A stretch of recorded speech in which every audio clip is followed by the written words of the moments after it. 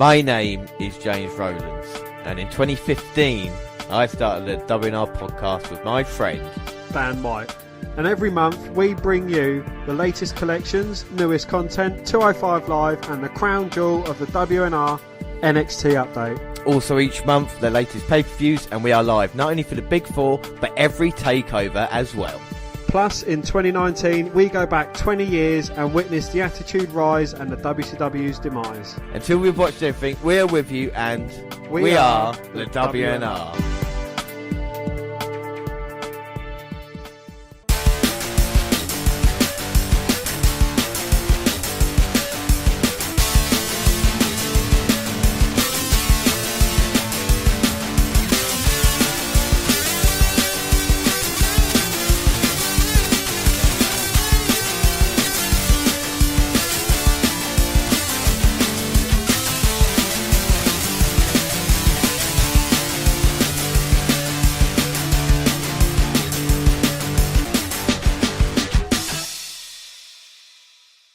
Yes, hello, I am James Rowlands, and as always I'm joined by Dan White. And today it's the WNR197 Part 2. And it's the WWE Royal Rumble 1999. But before we do anything, let's start with the alternate intro. Are you ready, kids? I said, are you ready? Who lives in a pineapple under the sea? SpongeBob SquarePants. Absorbent and yellow and porous is he. SpongeBob SquarePants. If nautical nonsense be something you wish, SpongeBob SquarePants. And drop on a deck and flop like a fish, SpongeBob SquarePants. I don't know what TV show that belongs to, but I do believe that started in 1999. But what is the proper intro, Dan? In 1998, WCW and WWF both locked in a ratings war and traded the number one spot. Heading into 99, both companies set the stage on Nitro. It was going to be Nash versus Goldberg, while Raw would have a surprise lined up in Mankind versus The Rock. With both world titles on the line in the main event, only one would end with a finger poke of doom and change wrestling for the worse. This year, the WNR podcast go back 20 years and WWE's rise and WCW's demise. This is WWE versus WCW, Monday Night War, January 1999. And because of WWE's success, there will no longer be a 5-point system. That will not long take place, but we are here at the Royal Rumble. Now, the Royal Rumble 99, very special place in my heart because it's my very first pay-per-view that I ever recorded, and I've actually still got on VHS. But one thing I've never seen before is Sunday Night Heat, which was episode 26 beforehand, which was a kind of build-up to the Royal Rumble. Austin was denied access right at the start. He showed up in a pickup truck. He needed a limo to gain access. McMahon came out with Shane, Gerald Briscoe and Pat Patterson. McMahon said he's a street fighter and he's given Austin 30 minutes to stand face to face with him, and he's going to tell him what he's going to do. Mankind also has a tune-up match, and it's Shane and Kevin Kelly on commentary. They are awful. Of course, we are Anaheim, California. Limo shows up. We don't know who it is. But then again, this man comes out in a mask, and that man looks like he's on a mission. But I'm not sure if he's going to be the mystery opponent for Mankind. Up next, Scorpio, Bob Holly versus Too Much. Bob got the hot tag. Do you know, fun little fact, Dan? At Rumble 1995, 4 years previously, Bob Holly teamed up with the 1-2-3 Kid to beat Bam Bam Bigelow to Tanker for the tag team titles. Bloody hell. They did lose the next night to the Smoking Guns, but still, fun little fact. Acolytes show up with Midian and then beat the shit out of him. Taker arrives and he gets a hell of a pop. We see a little Stone Cold Clock in the corner. He's building an army. He says later tonight he will choose his next victim. And then Mankind's interviewed. And this is important looking back on history, because if you listen to what he says right at the end, it sounds similar to something we might hear later on tonight. But I love Mankind at the moment, of course, WWF champion. So you hear him screaming, I quit there. And we'll see if that comes into play later. But he's saying, Shane McMahon is a twit. He will not say, I quit. The champion is very strong about that. He fooled The Rock into having the match of Mankind's choice, and that will happen later tonight. We get a video of Sable and the Luna feud. The women's title will be on the line later. Sable arrives, and Michael Cole's going to interview her, but unfortunately Luna attacks Sable from behind, hits her with a backbreaker, and I don't know if she'll be able to compete later tonight. And then for 3 minutes to go on the Stone Cold Clock, here's McMahon. I mean, he did give him 30 minutes, to be fair. And here comes McMahon. Hey, oh my God. Well, McMahon was waiting in the ring for Stone Cold to arrive, and Well, I don't know what it is, Dan. Is it a limo on top of a monster's truck, or is it Well, it is a stretched monster truck limousine. And it's just run over 4 unfortunate cars in the car park. Well, Austin's destruction knows no bounds. Well, at least he's got a parking space now, though.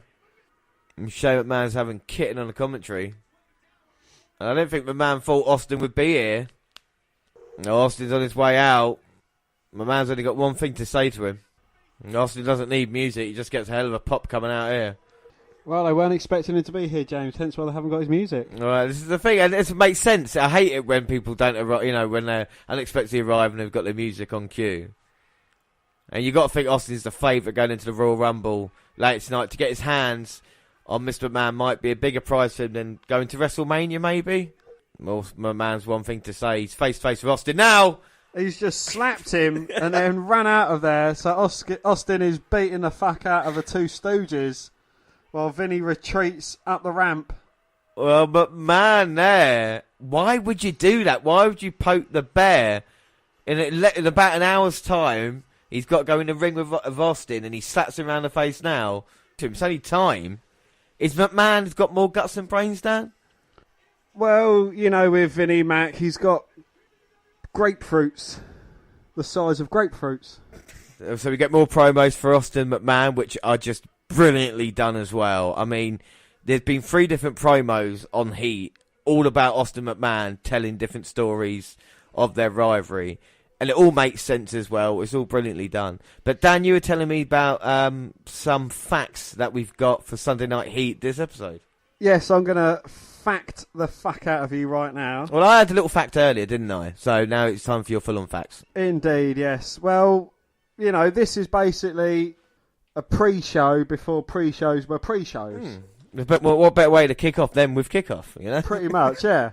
But Sunday Night Heat had proven invaluable in its first year, providing a full hour of pre-show hype for the monthly pay-per-views. WWE apt to run angles and teasers during the broadcast, doing all they could to entice you to order the main broadcast at the end of the hour.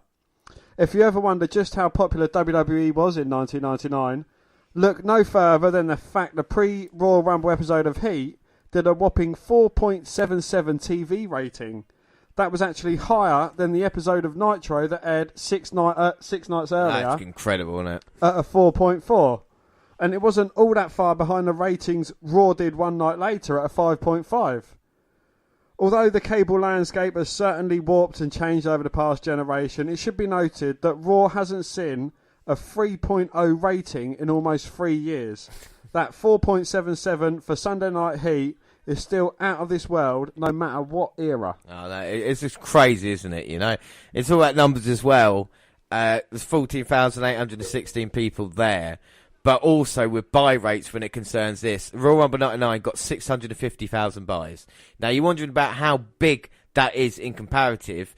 If you look at 1998 pay-per-views, you got the big 5. You got Rumble, WrestleMania, King of the Ring, SummerSlam, Survivor Series. The Royal Rumble last year, 1998, how many buys did that have, Dan? It had 351,000. So over 300,000 more buys this year for WrestleMania, and I can say for Royal Rumble, I can say this year's Royal Rumble as well had more than anything in 1997 combined as well. Just how big WWE's getting as well. What was WrestleMania last year? Well, WrestleMania last year was 730,000. Yeah, which is incredible. I think this year's Mania might top that. I'm just going to say. At King of the Ring, 310,000 people witnessed the Mankind get thrown off the cell. I bet you a lot more wanted to actually buy the pay-per-view afterwards, I think that was the thing about that one. SummerSlam 1998 as well had The Undertaker versus Stone Cold Steve Austin's kind of massive feud. Again, that was kind of one of the biggest SummerSlams of all time as well. 700,000 buy rate. Mm-hmm. And then Survivor Series 1998, of course, the Deadly Game was on the line, and that had 478,000. So they're building, aren't they? From, we had SummerSlam, which is a major event, and now the Rumble heading towards WrestleMania. People want to see Austin and McMahon, and obviously Mankind and The Rock. And speaking of Mankind, he's going to be in action right now in a warm-up match. We've seen this mastodon come walking down. This kind of massive guy who's going to be the mystery opponent. Yes, and he was walking down like he was a man on a mission. And here comes the WWF champion, Mankind. What a response he's getting, but he's going to have to face this mountain of a man. I wonder who it could be, Dan. Maybe someone from WCW. I don't reckon it's anyone that's ever won King of the Ring. Oh, I don't know. He's just massive at this moment in time. And Mankind's wondering how he's going to get him beat. And Shane McMahon promoting Halftime Heat, which we will be watching as well. Halftime at the Super Bowl, WWF will put on Heat in one of their big matches. And Mankind dodging and going with the right hands. I'll tell you, he does look a bit like, I mean, if I'm just taking a guess of what wrestler it could be, possibly Bob Holly. Putting on a mask, wrestling there. I was thinking either that or Crash. Crash, could be Crash. Maybe Jeff Hardy. You know what I mean? Before they become the Hardy Boys. Yeah. No, we all know who it is. He's back in the corner. It's Vader, obviously. Earthquake. Bam Bam Bigelow. Bam Bam Bigelow. Is it Headbanger Mosh? No, I'm being silly. It's Bushwhacker Luke. Big Irish whip by the big man just running through Mankind. No, seriously, though, it's Doink the Clown. Tell you what, though. Mabel had one of the worst matches in SummerSlam history. At SummerSlam 95, it was Mabel versus Diesel. Made fans actually walk out. Like I said, one King of the Ring 1995 as well. They actually thought this was going to work. Started off as a rapper, of course, Men on a Mission with Mo. Having a success at WrestleMania 10. No, seriously though, I think, Hornswoggle is definitely underrated. It's Mabel. He's not yet become Viscera. We will see that change soon. But what an in-ring talent. I mean, I didn't know Mabel is still employed with the WWF. We haven't seen him in about 2 years. Maybe he's gone away to improve a little bit. No, he wasn't. He's WWF. Big Daddy V. And he just squashes Mankind in the corner. Irish Whip across. From pillar to post. And Mankind has got an I Quit match later tonight. And Shane is so happy he's on his feet. And we saw the Rock arriving earlier as well. In a genius move, wouldn't you just grab each side of his mask and spin it round? What, Mankind or Mabel? The mystery opponent Mankind is against. They're both masked. So, I mean, this is probably something that's never happened before at Royal Rumble. Two masked men fighting each other. Mankind coming out of the corner. But Mystery Man with a boot up. And the Corporation now at the moment just setting everything in place for the Royal Rumble here tonight. Making sure The Rock walks out as WWF champion. Making sure, I don't know what man is making sure, maybe getting Austin rolled up and forgetting about his opportunity at WrestleMania and more about getting Mr. McMahon. I think his focus is on getting Mr. McMahon. Well, it's going to be an interesting night. If we look at the card quickly, we can see what we got in store. We've got Corporation versus DX as well. We've got the Big Boss Man versus the Road match for the Hardcore Championship. Oh, hang on a minute. As I say that, Mankind dodges a clothesline. Hits a double arm DDT. Now he's going to look to put away Mystery Man. He's back on his feet and he's got Sucker in hand. Oh! It's the mask. Mabel is in trouble. Shane McMahon calling for help. And the Rock's just come down. Rock bottomed Mankind. Oh my God, and now double teaming. The bell's been called for. Oh. And Mabel there, £500 coming down on Mankind. And the Rock grabbing the mic saying, you're looking at the next WF champion. He's going to scream, I quit. Now Corporation beat down on Mankind. And the Rock must be worried about beating Mankind with the help of Shane McMahon to get Mabel to soften him up, and then the Rock may put on the finishing touches. Mankind is nowhere near 100% leading up to this match. And oh my God, who is that Adonis? Well, it looks like Vince McMahon is at 100%. Oh my God, ripped and jacked, ready for the Royal Rumble 1999. But we talked about the card, let's talk about DX versus the Corporation. Like I said, first match, the Big Boss Man versus the Road Dogg, a non-title match for the Hardcore. Non-title match. Again, it is DX versus the Corporation, and it is Ken Shamrock versus Billy Gunn in a WWF Intercontinental title match. And an X-Pac defends his European Championship against Gangrel, and what's going to be a difficult counter for him. You've got Brood versus DX there.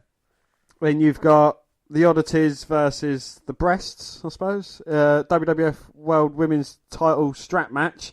Sable versus Luna. Yeah, I mean, Luna turned her back on the Oddities, didn't she?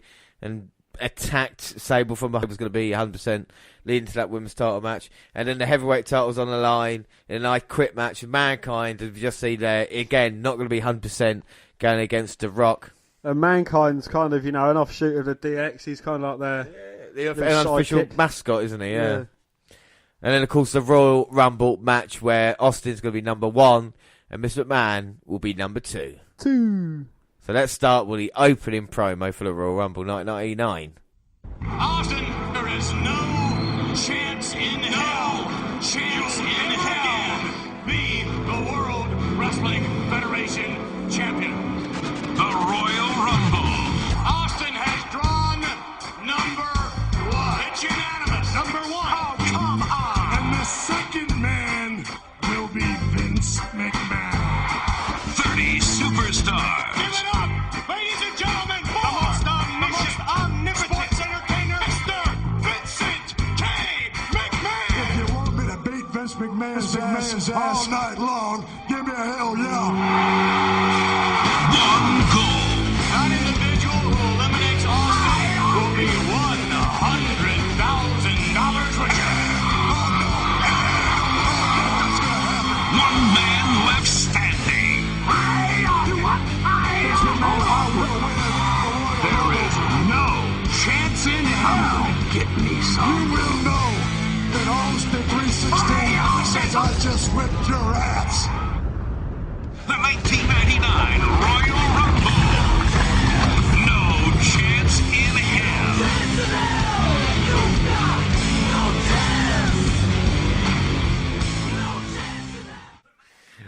Wow. And what a theme song as well for a pay-per-view. Who would have thought Mr. McMahon would carry that theme tune on 20 years later? No chance in hell. Dan, what are you thinking of the opening promo? It's kind of centred around one thing, the Royal Rumble match. I mean, it's not even taken into account that we've got an I Quit heavyweight championship match or any of the undercard. It is around 2 men, Austin and McMahon. I think that's what's changed in 20 years. You make a good point. You think nowadays you kind of have to get everything on the card that means something.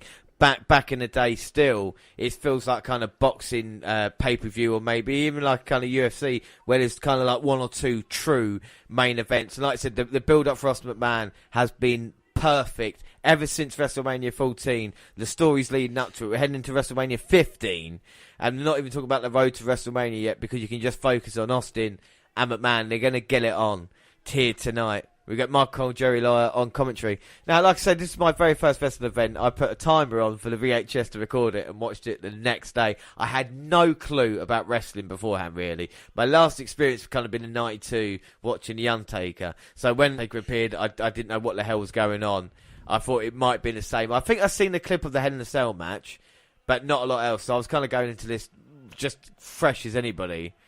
But as we've seen now the past year or so watching Raws, with Road Dogg coming out, the New Age Outlaws were over, and fair play to them. I think they're really underrated, actually. They're not great workers in the ring, but they kind of held the tag team division together, haven't they, Indeed, yeah, but, because Badass, Billy Gunn, brilliant worker in the ring. Well, he's alright, yeah. X-Pac, he was a great worker. He was a good worker, yeah. Triple H, he was a solid worker. Mm-hmm. So it's only Road Dogg that... Road Dogg was alright with hardcore matches, but talk about as tag teams, kind of like Headbangers versus the Outlaws or something like that. When it got to the Outlaws and Dudleys in 2000, then it started getting interesting and Billy Gunn got injured with that. And what they seem to be doing now, DX is kind of, like you said, in command of Monday Night Raw with Mankind and Austin.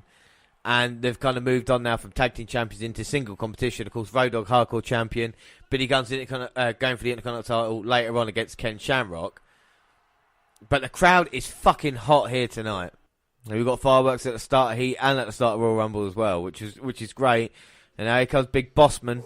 Hot time! Well, let's not forget, Road Dogg's experienced some hot time. And he is one half of the tag team champions alongside Ken Shamrock. But this is the thing. To watch wrestling now, I don't know how easy it is worked out. I'm sure the good guys and the bad guys, but with the mixed reaction, you were never sure. To go back at this time, your heels and faces are so well defined, and the crowd reaction to them as well. It wasn't the kind of like with W feels more like nowadays because like kind of heels get cheered and the faces get booed. Whereas here on Raw, the corporation were the bad guys. They weren't getting cheered. You know, The Rock might get a few, but it was kind of Austin and DX. I always thought that was part of his entrance music when he used to hit the because he hit it so well. You know, Boss Man hit the tune. He's coming out with his nightstick. But you looked at this, you were like, right, okay, obviously Road Dogg is the good guy and Boss Man is the bad guy. Undercard is so bad, but we got the title match to look forward to, the I Quit match, one of the most brutal matches of all time. But luckily enough, we'd never see Mankind in another brutal I Quit match at a Royal Rumble, or Last Man Standing match, or, you know, hardcore type match. Yeah, I mean, Mankind's going to be fine leading up to WrestleMania here. Another Royal Rumble. I mean, it didn't happen the next. Yeah, to be fair, he got fucked up the following year. But I mean, I think this match is kind of one of the most brutal matches because you don't see a lot of clips of it. If you know what I mean, when people talk about it, I think it was kind of The Rock definitely crossed the line in the main event. I don't think there's any doubt about that. And a great companion piece to this is Beyond the Mat, which, you know, if you go and watch that, it focuses on Mankind behind the scenes and just sees kind of impact it had on his family after not only Hell in a Cell, but also the Royal Rumble 99, because the kids were there watching, and the kind of reaction to, what's happening to Daddy? He's getting his head smashed in, you know? It's that kind of thing. Oh, no, it's all right. It's only... Yeah, it's only fake, don't worry, it's fine.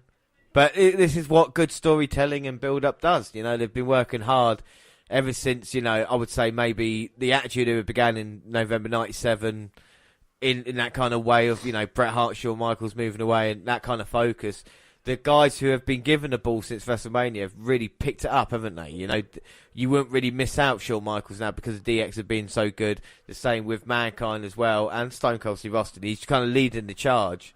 And the chant Boss Man sucks, and he's annoyed. Big right hand there by Road Dogg. Taking a brief moment to gloat as well.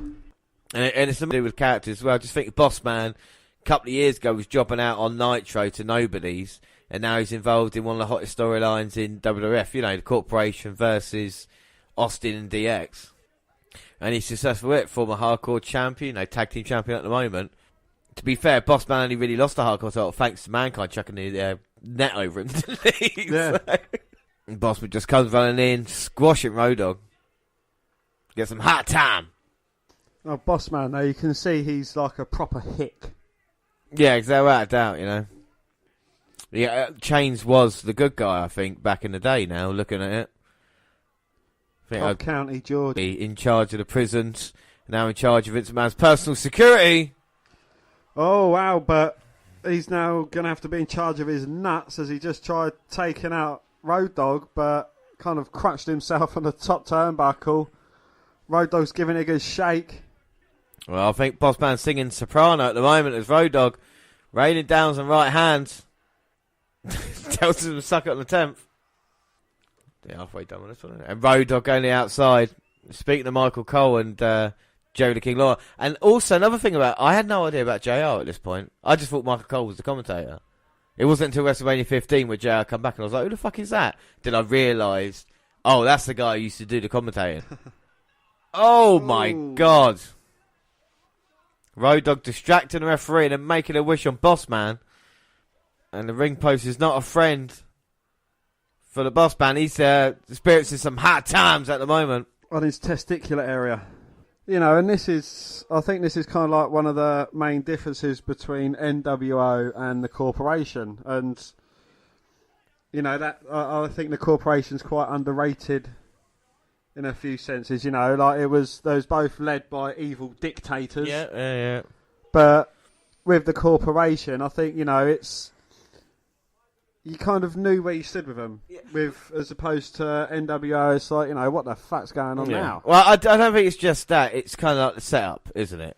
If this was WCW right now, we'd be having... If WCW controlled WWF right now, we'd be having Bob Holly versus Scorpio for no apparent reason. And then the next match, we have the Headbangers involved. Then we might have one match that people are interested to see.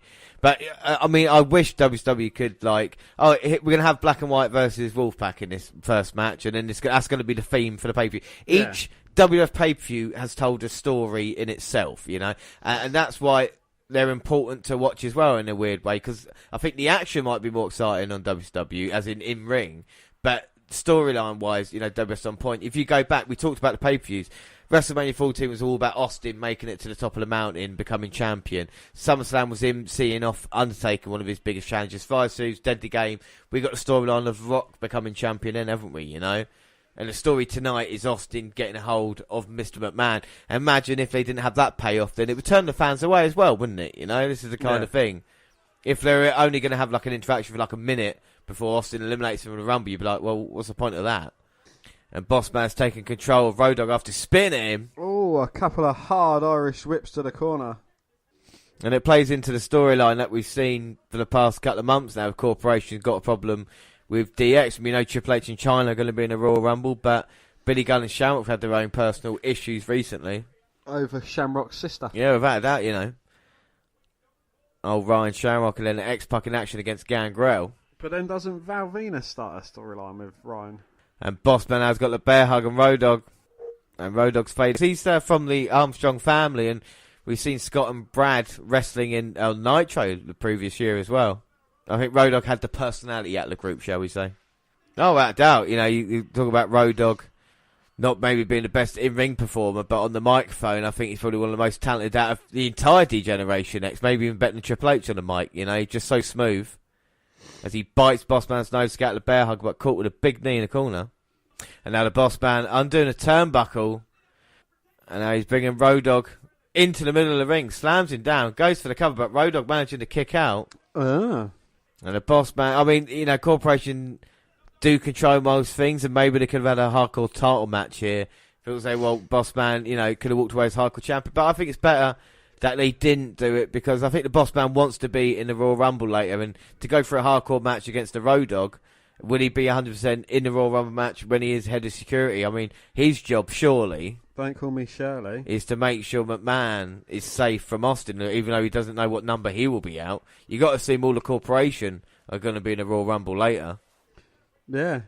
Well, he wrestled for the NWA. He was a World Tag Team Champion with Conan and Ron Killings. So, when Road Dogg and R-Truth or Ron Killings or K-Quick go together, that's quite they come down rapping together. But Road Dogg had loads of drug issues. Road Dogg was off his head most of the time on stuff. The Bossman now, he's just got Road Dogg up on that second rope, screaming over the King, "Who's the man?" And the King shouting, "You the man, Bossman." He goes, "You're damn right." Set him up on that second. And drops that big leg down. Now Bossman just choking Road Dogg. Bossman looks like he's busted open on the nose. Yeah, that was when Road Dogg bit him. Road Dogg was desperate to escape from that submission, and that's how he got it. And Road Dogg now using the second rope to get up, and Bossman take a little bit of time. He thinks he's in control. Irish whip. Road Dogg ducks it. Catch him with a sleeper hold. Now Bossman might be fading. And Bossman's eyes passing out a little bit, but no, right to the eyes of Road Dogg. Backbreaker across the knee. Road Dogg's down. Bossman's looking to go up top. And Bossman doesn't usually go up top. I don't know if it's a great idea. Well, Road Dogg's up. And he's cut off Bossman. Throws him across the ring. And that's turned to a slugfest in the middle of the ring. Bossman with shots and Road Dogg responding. Double axe smashes. No, nice little jabs, but Bossman versus Irish whip. Road Dogg under. And a bit of shake, rattle and roll. Bang, clocks him with a big right hand. Bossman draped over the second rope. Road Dogg hanging him up. Hits him down with a clothesline. Now we're going to see the knee shake, drop. Rattle and knee drop. Only getting a 2 count though. 2. And now building momentum, but Bossman catches him. Bossman slam. 1, 2, 3. And just like that. Wow, just like that. Bossman gets the victory over the Road Dogg. Dan, what are your thoughts on that match? It was a solid match. You can see these two guys, they really hate each other. Bossman, I don't think I could say I've really ever rated him as an in-ring performer. These two guys, they held up quite a solid match, so to speak. And again, it is kind of a Corporation versus DX, good versus evil. And on this occasion, evil triumphed. Yeah, the Corporation gets the win. Is that a sign of things to come here tonight? The head of personal security for McMahon gets the win. But we move on straight away. We see what Billy Gunn did 2 weeks ago to Ryan Shamrock, Ken's sister. He mooned her, which for the world's most dangerous man is probably not the best idea. And he's had eyes on Billy Gunn ever since then. And then last Monday, Shamrock, with the ankle lock on Billy Gunn as well on the stairs, took about 10 officials to get him off. At least 15 officials to break that hold. And Road Dogg. Yeah, as he's leaving, introduces Billy Gunn out here. And Billy Gunn spoke to Michael Cole earlier. Even though he's got tape in the ankle, he said to Michael, don't worry about the ankle. I'm not, but to go against the world's most dangerous man is going to be difficult, especially with a man using the ankle lock so well, so proficiently. Well, he's coming out with all the gold. Is Ken Shamrock, the Intercontinental Champion, of course, one half the tag team titles, but he's got a crazy look on his face. He comes running down to the ring, right in Billy Gunn. So in these first two matches, we've seen the tag team champions go against the tag team, but in singles matches. Singles matches, yeah. So that's what they're doing at the moment. Obviously, you know, the tag team division might need a few changes as Billy Gunn started strong on Shamrock. And Shamrock has kind of got this crazy look down to a T. Of course, a big babyface, wasn't he, for the majority of 1998 until in the corporation. But Mad Shamrock is one of my favourite Shamrocks. There's kind of no stopping him as Billy Gunn is over the top. Billy's been getting a lot of good reactions recently, hasn't he, you know? Indeed, yes. And, you know, Shamrock, I think he's got the most dangerous man on the planet down to a T. Yeah, it's a great gimmick, really. And surprised Shamrock didn't really work out that more. We'll see why due to kind of his booking in 99, but it would be his last year in the WWF. And for Billy, they'll try and main event him later on in 99 as well, really work. But Irish whipped into corner his gun and then clotheslined. And Billy Gunn's been around WWF for a long time. Think about Smoking Guns back in 1995 with Bart. We've got that to come at WrestleMania 15 as well. Bart Gunn versus Butterbean again. That was the most ridiculous moment. Oh, yeah. What fun. But Billy managing to take Shamrock down with a clothesline. Goes for the cover, Shamrock up at 2. 2. You got to wonder if Ryan Shamrock will be watching on backstage. Wonder who Ryan will be cheering on. You got to think, though, if you're Ken Shamrock, do you really want to bring your sister to a show like WWF Raw is? You know, you've got a porn star walking around backstage. You've got a pimp. You know, that could go bad. You've got an arse man. Exactly, and a guy who flashes his arses to people. Probably not the safest work environment. And then you've got a environment. flasher as well. Exactly, Goldust goes around doing it. You know, so you've got to be careful.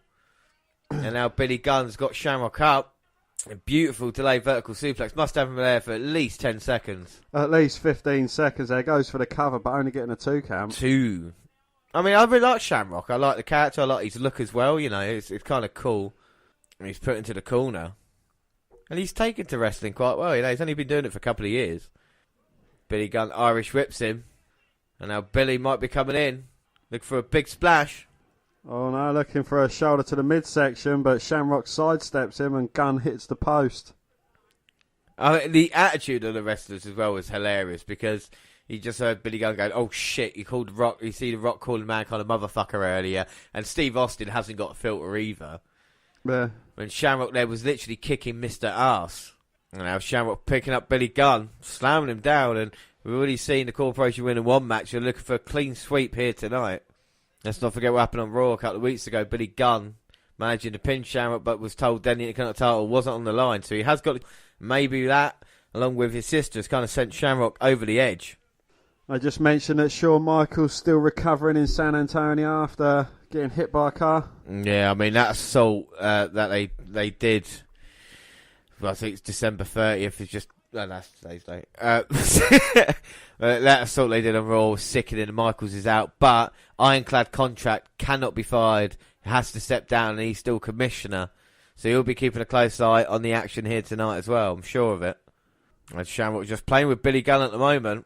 Spinning heel kick there, takes Gunn down, goes for the cover. Oh, but Gunn managing to kick out. Oh, he got the famous there. Well, Shamrock Irish whipped Billy Gunn in, and he hit it.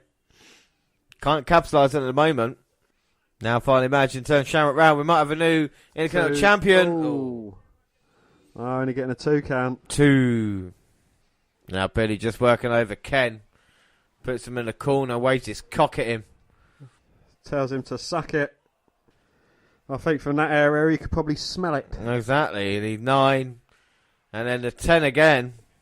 That's pretty much what Road Dogg's done to Bossman. Very similar at the moment. And Billy Gunn comes running in, but Shamrock sees him coming. Eliminates him from the Royal Rumble. You got to think both of these men are going to be in the Royal Rumble as well, so this feud is not finished yet. They're wearing DX vests, but they're cheering on the man who's going against a member of DX. To be fair, if Shamrock was kicking Billy Gunn near me, I'll be cheering on Shamrock as well. I'm not going to get on Shamrock's bad, in his bad side. I'll be asking him where his sister is. I would not. The world's most dangerous man would probably snap my leg. No, James, like a if twig. you was in front of Ken Shamrock in the front row and he was there kicking the shit out of someone, you'd go, Ken Shamrock, you the man! I would shout you the man, but I wouldn't want him to do anything to me. I mean, look at what he's doing to Billy Gunn at the moment. Just putting a beating on him, sending him to the steel stairs. Look, them fans know, look, giving him the finger. And now he's showing the fans Billy Gunn saying, that's what I'm doing to your mate. Oh my God. He sends Billy Gunn into the steel chair at ringside. Well, Billy Gunn's definitely got a bit on Shamrock, but that matters for nothing here. Doesn't matter how tall you are going against the crazy man. And now Billy Gunn on the apron and Shamrock just taunting away. Just right hands to Billy. Billy Gunn fighting back though on Shamrock. Big elbows to the midsection. Oh, jumps off the edge of the ring apron, bounces Shamrock's head off the Spanish announce table, moves it back a few inches. And now Billy Gunn maybe back into this. First offensive move in a while. Now Billy Gunn sending Shamrock in. Can he capitalise on it? Goes for the cover. 2. No. Shamrock managing to kick out. Oh. Oh, Billy Gunn going for his first ever singles title. I mean, he's a 6-time tag team champion. Along with that was part of Smoking Guns and the Outlaws, but Shamrock there just taking down Billy Gunn. Brilliant kick, and now working on that bad leg. And I might be looking for the ankle lock, and Billy Gunn's going to be in big trouble. And Shamrock now just putting all his weight down on Billy Gunn's leg. Shamrock's just working over them legs. Oh my God, just putting on that bottom rope, coming down with all his weight. But Billy Gunn trying to fight back with a couple of shots to the gut, but nothing doing. Shamrock cuts him off. And again, straight back to that leg. And Shamrock smells blood like a shark in the water. Realising Billy Gunn's hurt. Just kicking him to the back of the leg there. Dropping Gunn back to the mat. I don't even know if Gunn can get back to his feet without Shamrock's help now. Now Shamrock's got guillotine on. He's trying to take the breath out of Billy Gunn. Gunn fighting back, punches to the ribs. Gets some separation, but gets dragged back down to the mat by his hair by Shamrock. And Shamrock threatening the referee there, Timmy White. Going right back to that submission. And Shamrock's got a faraway look in his eyes, but Billy again trying to fight out. Oh, but Gunn with a roll up. Oh, catching Shamrock by surprise. 2 count. 2. Now Shamrock not messing around anymore. Fisherman suplex going for the cover. Oh. But Billy Gunn managing to kick out. And then Shamrock right on the assault again on that leg. Now Billy Gunn nearly into the ref. Stops himself. Oh, but Shamrock inadvertently takes out Timmy White. Now both men running towards each other. Oh my God. Double clothesline. Both men are down. Well, 3 men are down. I'm expecting someone to come out here, and here comes someone. Oh, Val Venus. And it's Val Venus has problems with Ken Shamrock as well. Plants him with a DDT. Runs away. Well, the referee didn't see it, and that's what happens when, bring a porn star around your sister. And now Billy Gunn going for the cover. We might have a new Intercontinental champion. 1, 2. Oh. Shamrock just managing to stay in this one by kicking out. Oh.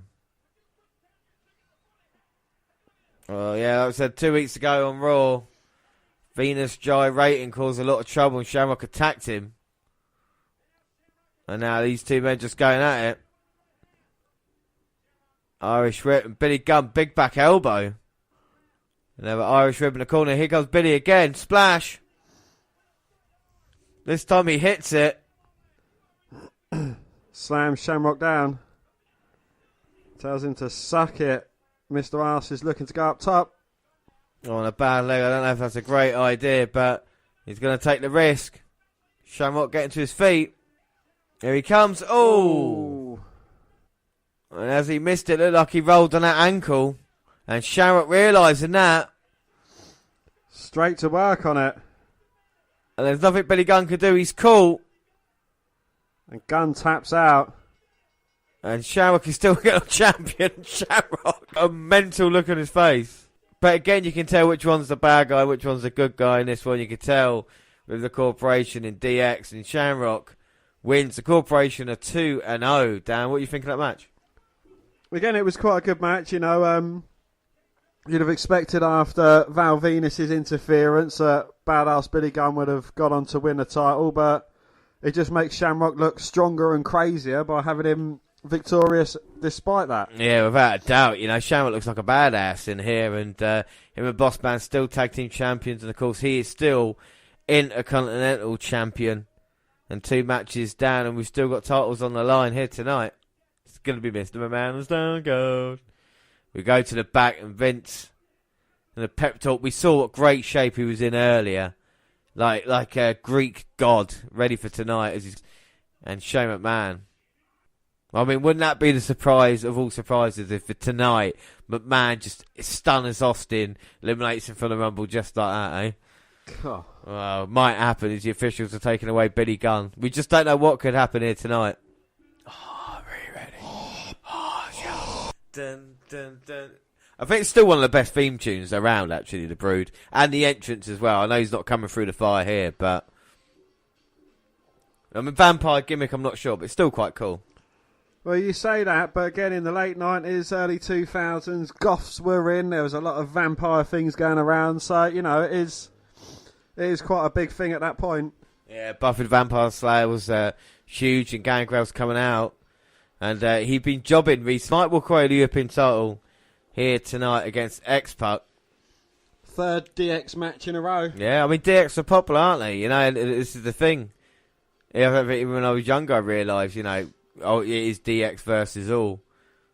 And here comes Gangrel. And, I mean, if I was young, good or bad guy drinking blood and spitting it, he's a good guy, isn't he? He's a good guy. Yeah, although must appreciating that first row there, Lo. Do you know what I mean? Well, you know, it's not quite like Oscar coming up to your corner and taking a mask off, but, you know, getting covered in blood, I suppose it's quite a fun way to... Would you rather be covered in blood or water? Water from Triple H or blood from Gangrel? Probably water from Triple H. Yeah, I know. I'd hope to throw the bottle my way, but again, I wouldn't mind having a bloodbath every once in a while.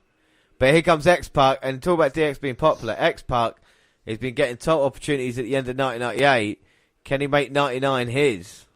And of course, we've not seen Chyna here coming out with any member of DX yet, because she's preparing for the Royal Rumble herself, the first woman in a Royal Rumble match. Only 26 years old at the time. Former member of the NWO. And now current member of DX, European champion. And those fireworks as well, just so cool. With the X in the middle of the ring.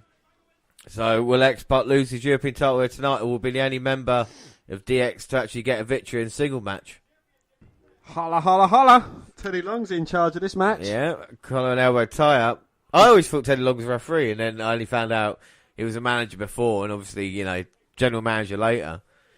I think this is a match that kind of picked it up for me with the speed a little bit. The first 2 matches were a little bit slow. But you can tell how good X-Pac is as a worker, you know, like how quick he is. Indeed, but I'd never rated Gangrel as a wrestler. I don't think Gangrel did enough for me to kind of warrant anything, you know. You talk about feuds that he had, really nothing much, you know, the Brood, and then he became the New Brood, and they kind of just got rid of Gangrel. It's like, he's only around for a little bit. I mean, the biggest thing Gangrel ever done was to help introduce Edge and Christian properly to the kind of the WWE in a weird way, pretty you know. much. Now, X-Pac with a back suplex and a leg drop going for the cover, but Gangrel out at 2. 2. You can already tell this is a lot quicker than the other matches. Oh, yeah. And X-Pac now, beautiful kicks, and then a spinning kick to the back of the face. Oh, and X-Pac went into maybe Bronco Buster him. Gangrel moved. Smashes the back of X-Pac as he was in the corner. Double underhook belly to belly. That was nice by Gangrel, who's in good shape himself, goes for the cover, but X-Pac managing to kick out. Uh-huh. Gangrel famously with Luna Vachon as partners, you know, they were married for, well, up until Luna's passing. As Gangrel jocks X-Pac on that top rope. And X-Pac sold that well. Spanner all the way round. Now Gangrel's got the sleeper in. Now X-Pac's trying to get up. And Gangrel's still got the sleeper in, but X-Pac's breaking it. Ducks under the clothesline attempt. Oh, but just gets thrown up into the air. Dropped face first onto the mat. And now Gangrel can feel the European Championship. Goes again for the cover, but X-Pac manages to kick out. Ah. And now Gangrel's going to go up. Look to put X-Pac away. Oh! I'm looking for a big senton off the top. Well, X-Pac managed to move and Gangrel hit nothing but mat. X-Pac now back to his feet. Big right hands, dodges the third. Oh! Spinning heel kick straight on the jaw. Rocks Gangrel, throws him against the ropes. Gangrel ducks under the clothesline. Catches him the second time round. That was a beautiful jumping lariat led by X-Pac. Goes for the cover, but Gangrel out at 2. 2. Now X-Pac picking him straight back up, but gets reversed. Ducks underneath Gangrel. Hits another spinning heel kick. And now on a second rope, Gangrel in the corner. And again for the third time, X-Pac and DH's. He finishes that off with a forearm low. And Gangrel drops in the corner in a precarious position. Ooh, Pac comes in with a Bronco Buster. And Gangrel getting back to his feet, comes running in. Oh my God. Caught with another spinning heel kick after X-Pac ducks a clothesline attempt. Well, those kicks are so dangerous. Goes up to the top. I think Gangrel's a bit terrible at selling though. Yeah, well, Gangrel crotches X-Pac up on the top. You got to think there, I mean, they allotted 10 minutes to the first match, 15 minutes to this one. This has got kind of like 5-6 minutes, so they're probably running through it a little bit more and they just sacrifices selling. But Gangrel's not great, and he's off the top. Gets sent all the way down. X-Pac now jumping off. Oh, catches him. Double cross bodying. Gangrel there got the 3. Was it 2 or 3? Well, referee counted 3, but I think the shoulder was up. Teddy Long fucked up there. And now Gangrel, Irish whip. X-Pac puts the boot up. Another boot to the face. The crowd are chanting you fucked up as well. Going for a power slam, Gangrel does, but X-Pac gets showed up at 2. 2. Taking the earpiece out because Vinnie Mac is just screaming in his ear. Yeah, exactly. And the King's trying to explain to us on commentary what happened, but there you go. X Factor. Got popped up and he hit the X Factor on Gangrel. 1, 2, 3. Yeah, that is 3. The King was explaining that maybe 1 was for X-Pac and then 2 for Gangrel, maybe. That's how I thought it looked as well, though, to be honest. But X keeps holding the European Championship. Dan, what do you think of the match? It was a bit rushed, but, you know, you can definitely see the talent of X-Pac shining through in this match. But it wasn't a terrible match. I thought X-Pac looked great in this one for the little time that they had together. The only successful member of DX at this moment in time, and his kicks looks dangerous. As for Gangrel and the Brood, I don't know what's next for them. I think X-Pac's a little bit annoyed about what happened at the end. Well, yeah, definitely capped to 3. But X-Pac was rolling through. And you can see at the end then, getting the cover on Gangrel. And Kevin Kelly's backstage with Triple H, China, and Road Dogg. So what did DX have to say, Dan? Well, they said, you know, DX as anyone. But, you know, this match, it is for $100,000 and it is for a shot at the World Heavyweight Championship. So it's every man for himself. Yeah. Or woman. Just China interjects, says that, like I said, $100,000. Whoever eliminates Stone Cold Steve Austin from the Royal Rumble, that is a fact. And like Triple H says, the winner will get a shot at WrestleMania 15 against whoever the WWF champion it will be, whether it be Mankind, Brock, whoever. But here comes Shane, who was doing commentary on Heat earlier. And we saw what happened on Heat earlier as well with Luna attacking Sable. And I don't think Sable can maybe even make it out here. They've got a thing now. They're allowed to see the WWF logo and the scratch logos because they used to blur them out. But they're not allowed to reference World Wrestling Federation or WWF in the microphone. So any promo you hear from here, they always cut out the F. They've managed to get the F out. Yeah. And yet, they do that, but if you go back and see Booker T, what he wanted to do to Hulk Hogan, they've still kept that in. So, Sable suffered a chronic back injury, can't compete, so Luna will be the women's champion. Well, Showman wants Sable to come out here and relinquish the championship. She's coming out here, and I mean, look how bad that back is, Dan. I mean, she can barely walk.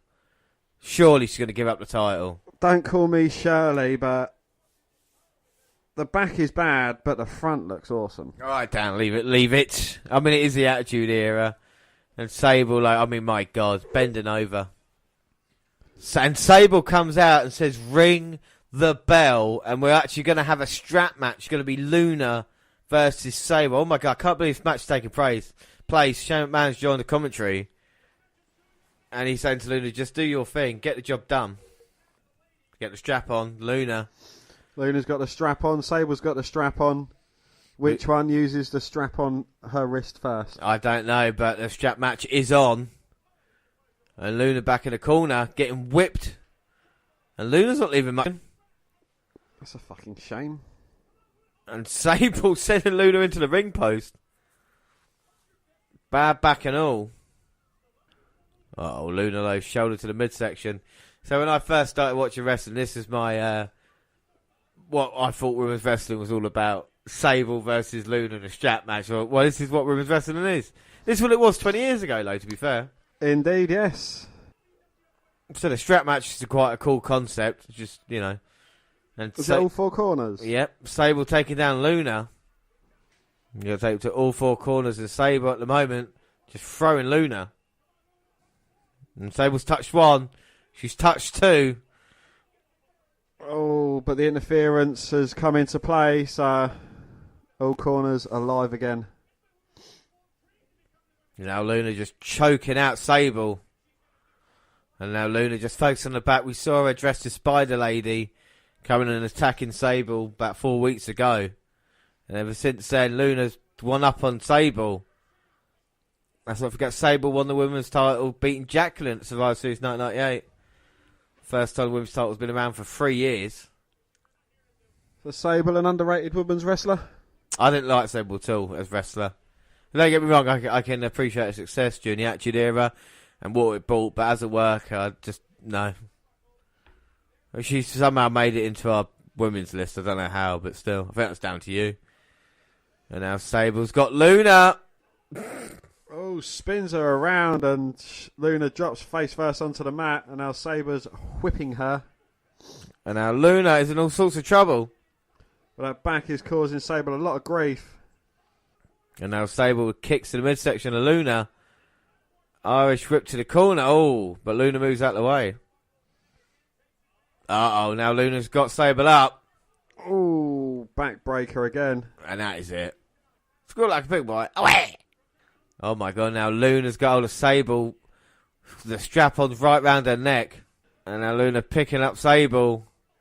Oh, there's one turnbuckle for Luna, but Sable tags it as well. So this is what happened with JTG and Shad Gaspard like a fair few years later. Yeah. Luna hits the turnbuckle, so does Sable. But no one cares about crime time. I do. And now Luna hitting the turnbuckle for the third time. And Sable got the third as well. 3 apiece, whoever gets the last one first. And now Luna's trying to go for it, but Sable is powering Luna up. No, Luna stops it. Sable, though, turns it round. Oh, goes for the fourth one, but gets stopped by Luna. Shane McMahon up on the apron. Referee Jimmy Corderas is distracted. And wait a minute, Mystery Woman's up on the apron. Who is that? And she hits Luna. We've seen this Mystery Woman before. She gave a rose to Sable and Raw.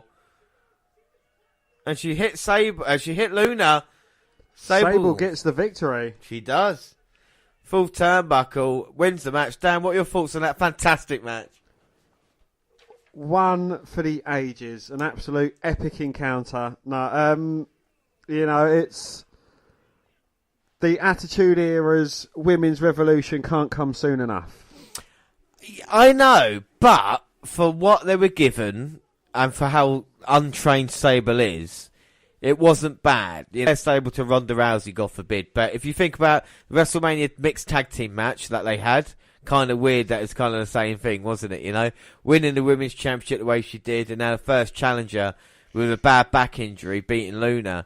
it's kind of how to build Sable up. I mean, Sable was a huge star at this point, but it would all change for her in the upcoming months. But I think she did well for what was given to her, even though she's not a great worker. But she is selling that back, so fair play to her there. I think much like people in the past, it's Luna doing the heavy work here, you know what I mean? Yeah.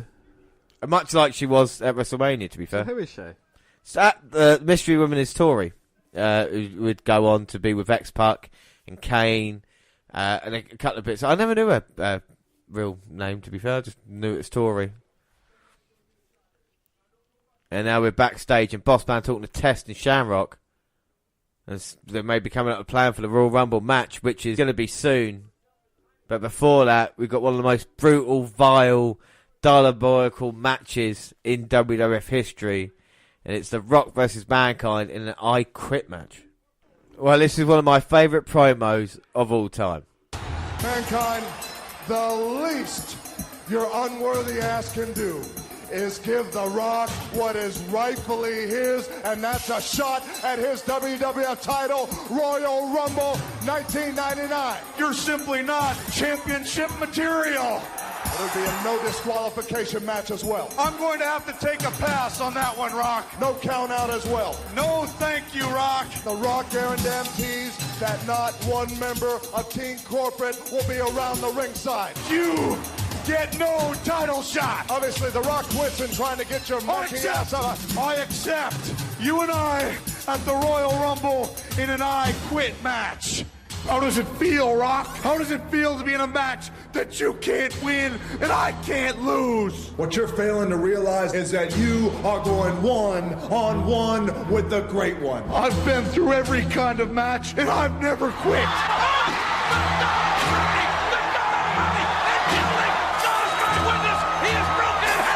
I've been blown up. I've been wrapped in barbed wire. Enough's enough! I've been thrown on tacks and beds of nails. No! Pain is my calling in life. It's my middle name. You're kidding me. In the hell is he standing? Oh my God. He's got a smile on his face, for God's sakes. How is The Rock gonna make Mankind say I quit? A corporate elbow here and a corporate elbow there. The most electrifying move in sports entertainment today. The Rock plans on sprinkling a rock bottom here and a rock bottom there. No, not in a car.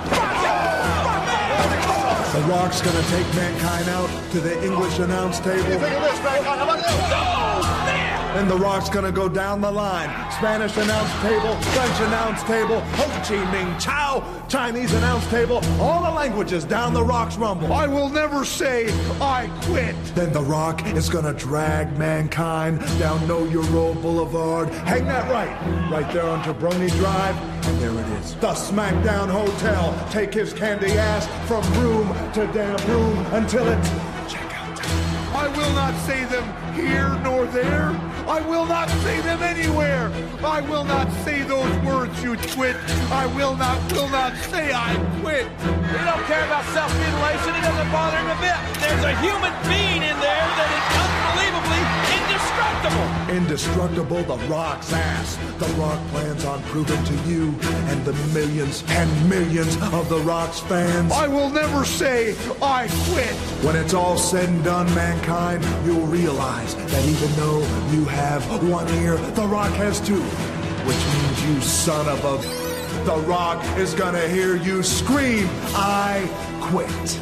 There will be no disqualification, no count out, no corporate members at ringside, no stopping the match for excessive blood loss. You see, what I'm going to do very simply is beat the living hell out of you until you cannot take it anymore, and you look up at me with that ridiculous eyebrow and you say the two magic words, Rock, I quit. First off, that promo for me was just everything, because it showed me everything that I didn't know was happening in WWF at the time, and to see Mick Foley as Cactus Jack being put through the barbed wire and the C4 explosives by Terry Funk was another thing. I went out and matches, King of the Death matches. We've watched them, haven't we? You know, we have, yeah. I've showed you them, which is kind of sickening, but not a promo setting up two characters perfectly, showing Mankind as a deranged psycho man who would take all the punishment in the world and has done, being thrown off the cell, numerous chair shots and everything else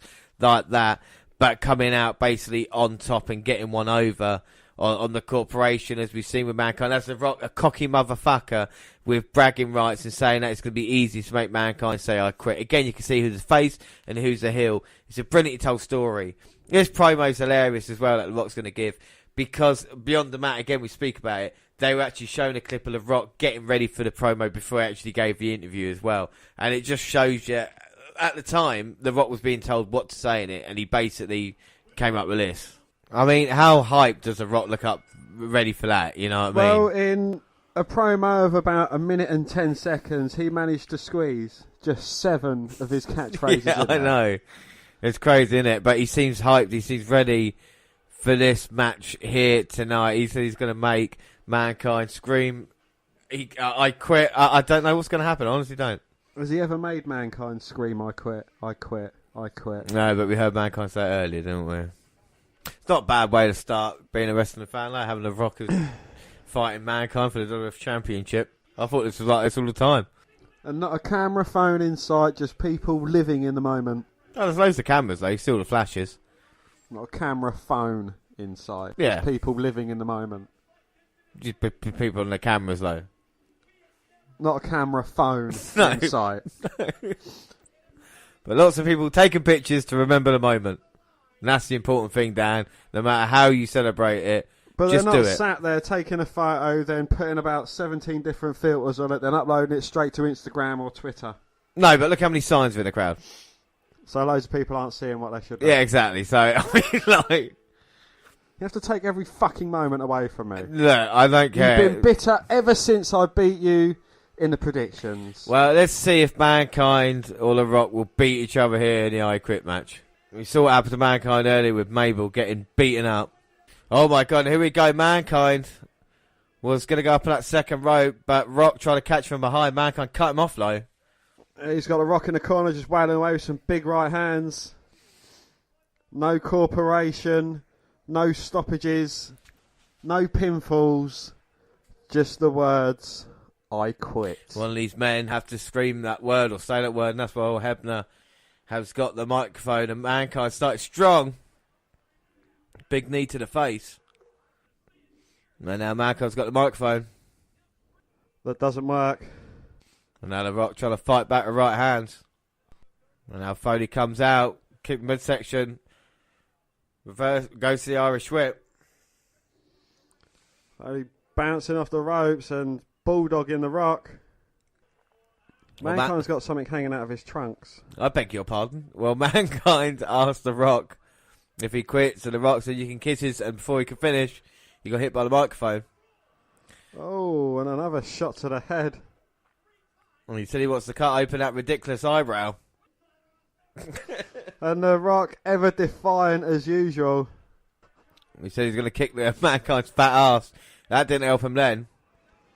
Mankind just eliminated himself and The Rock from the Rumble. And Cactus clothesline now on the outside. Oh, Mankind didn't quit after getting thrown off the Hell in a Cell. If anything, he got back up again and then thrown through it, and he still didn't quit after that. And he still made it into the main event. Exactly, so The Rock's got him out, but odds back. Oh my goodness. Well, The Rock reversed an Irish whip, sent Mankind knees first into the stairs. And that never ever looks easy any time I see it. Well, Mankind always says that people who go shoulder first into the stairs aren't doing it right, but when you see how he takes it, you see why they don't. Yeah. And now The Rock's got the microphone headset. He's talking smack to The Rock, but Rock talking smack to the King, but can't see Mankind. Oh, and Mankind takes The Rock out, and they've all fallen onto the announce table. Michael Cole's just sat there shitting himself.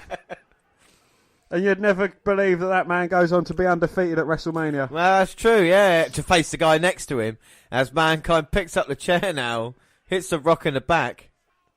This is brutal, Mankind now. What do you say, Rock?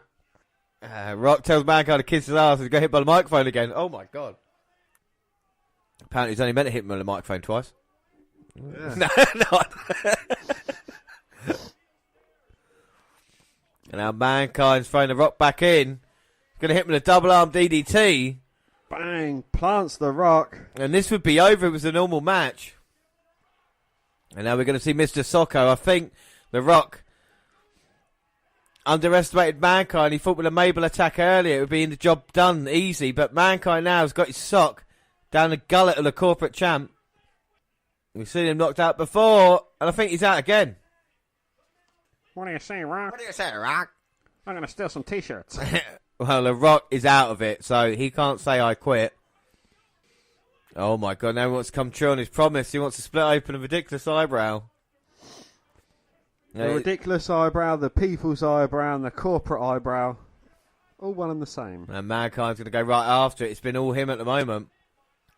The Rock is in Mankind's hand-picked match. As Mankind throws the Rock into the people. Just where the people's champ wants to be.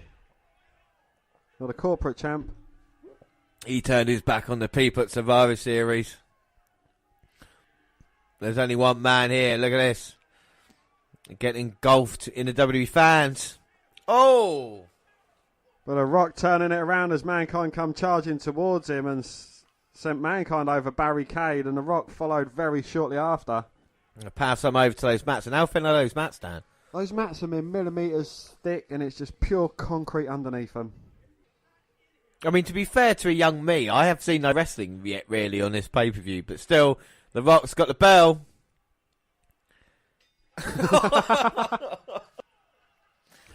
Well, the Rock using the bell, and then singing bells will be ringing. And again, that could have... Oh my god, now he's got him on the Spanish announce table. Oh! Oh my god.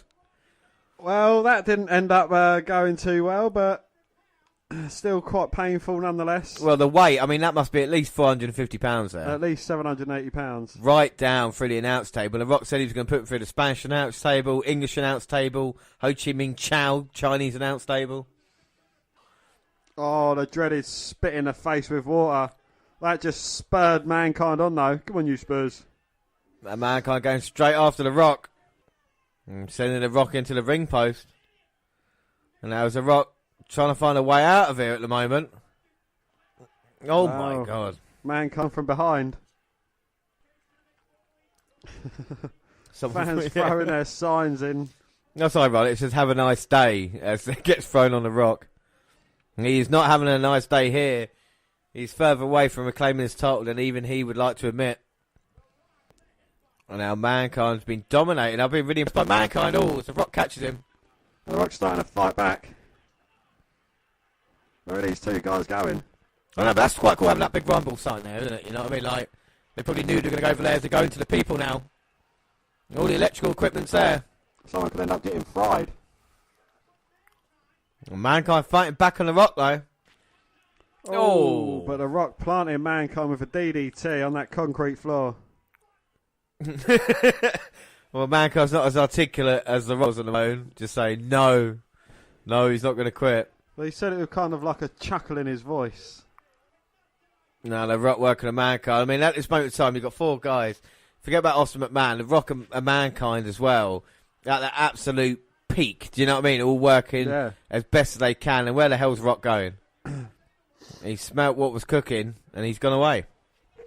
But also, you know, the things you got to look forward to this year, you've got the debut of Angle, you've got the debut of Jericho, you've got the debut of The Big Show. You know, it's something that's going to... They don't stand still on what they're doing, do they? You know what I mean? It's always constantly evolving. And Mankind has got the Rock brought the ladder in, Mankind took him out, was choking him on the ladder, the Rock told Mankind to go piss himself, which is one of my favourite insults. Oh! Mankind comes running in to drop that elbow onto the ladder that was on The Rock, and The Rock managed to get most of himself out of the way from underneath that ladder. And Mankind hit concrete and steel, and he wasn't the winner in that exchange. No. Yeah, Rock asked him again. And there's a few Rocky chants here as well. He is cool, there's no doubt about it with The Rock. They had no choice but to turn him as well, you know. Yeah. Against Austin it was fine, but against anybody else, really. Now The Rock's setting up the ladder. The Rock's climbing the ladder, but this isn't a ladder match. Well, I don't know why he's climbing or where he's climbing to. And they're up in the crowd now. I mean, they must be at least 12 foot high. At least 16 foot in the air. And Mankind now going up to meet with The Rock in the people. And why the hell's The Rock taking this risk? But he's got Mankind in trouble now. Oh my God.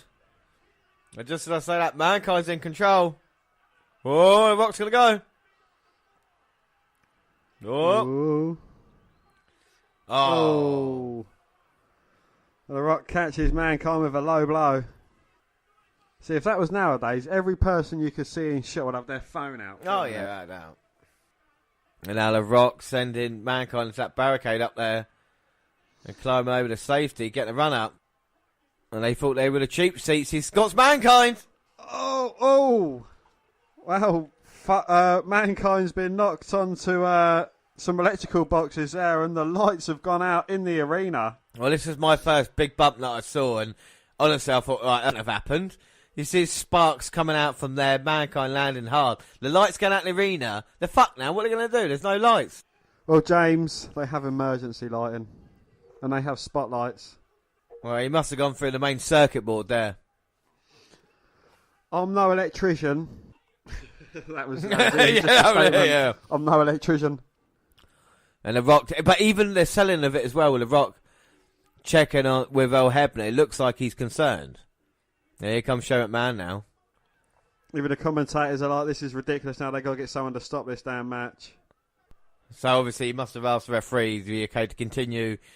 He got the yes because you see The Rock was concerned, then switched right back into character. Even Shane McMahon is saying to The Rock, come on, that's a bit too much. We talked about Rock showing his aggressive edge. What's more aggressive than, you know, sending Mankind through this and then saying, it ain't going to be over until he screams, I quit. He could be lucky he didn't get hit by any of the sparks as well, even if they were planned. I suppose it was the other side, wasn't it? So, well, I think, you know, it wasn't...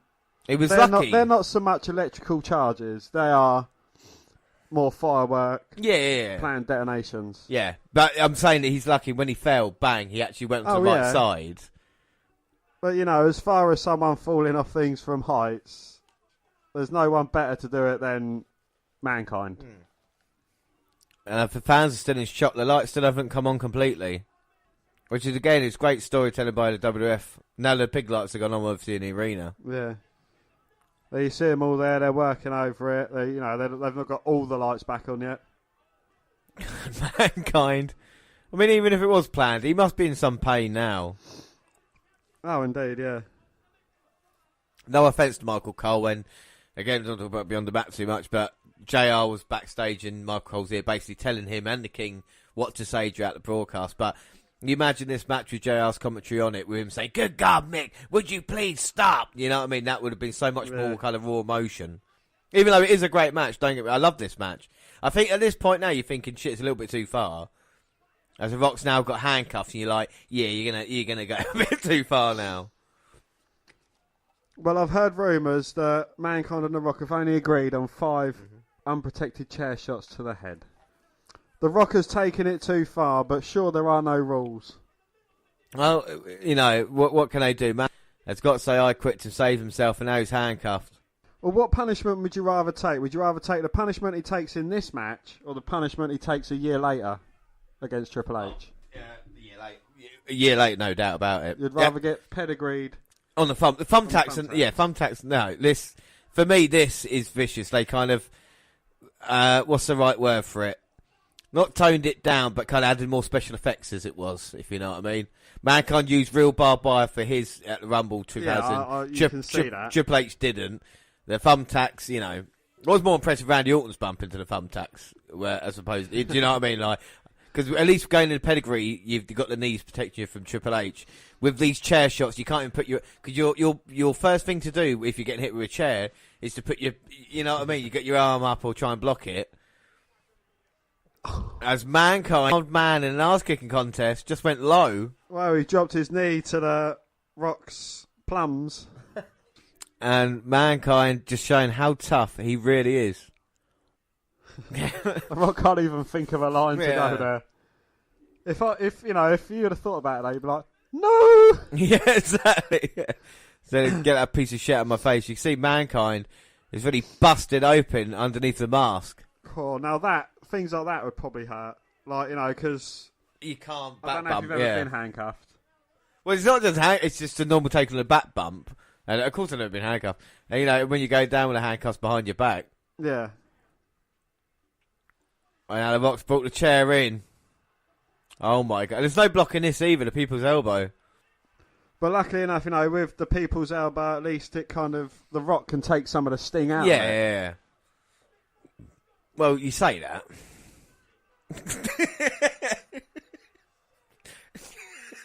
It looks brutal, doesn't it? Yeah, yeah.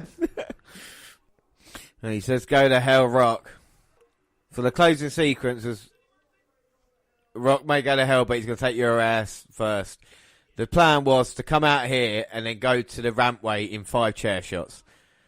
So Mankind slowly gets to his feet, of course unprotected. Right, that's 1.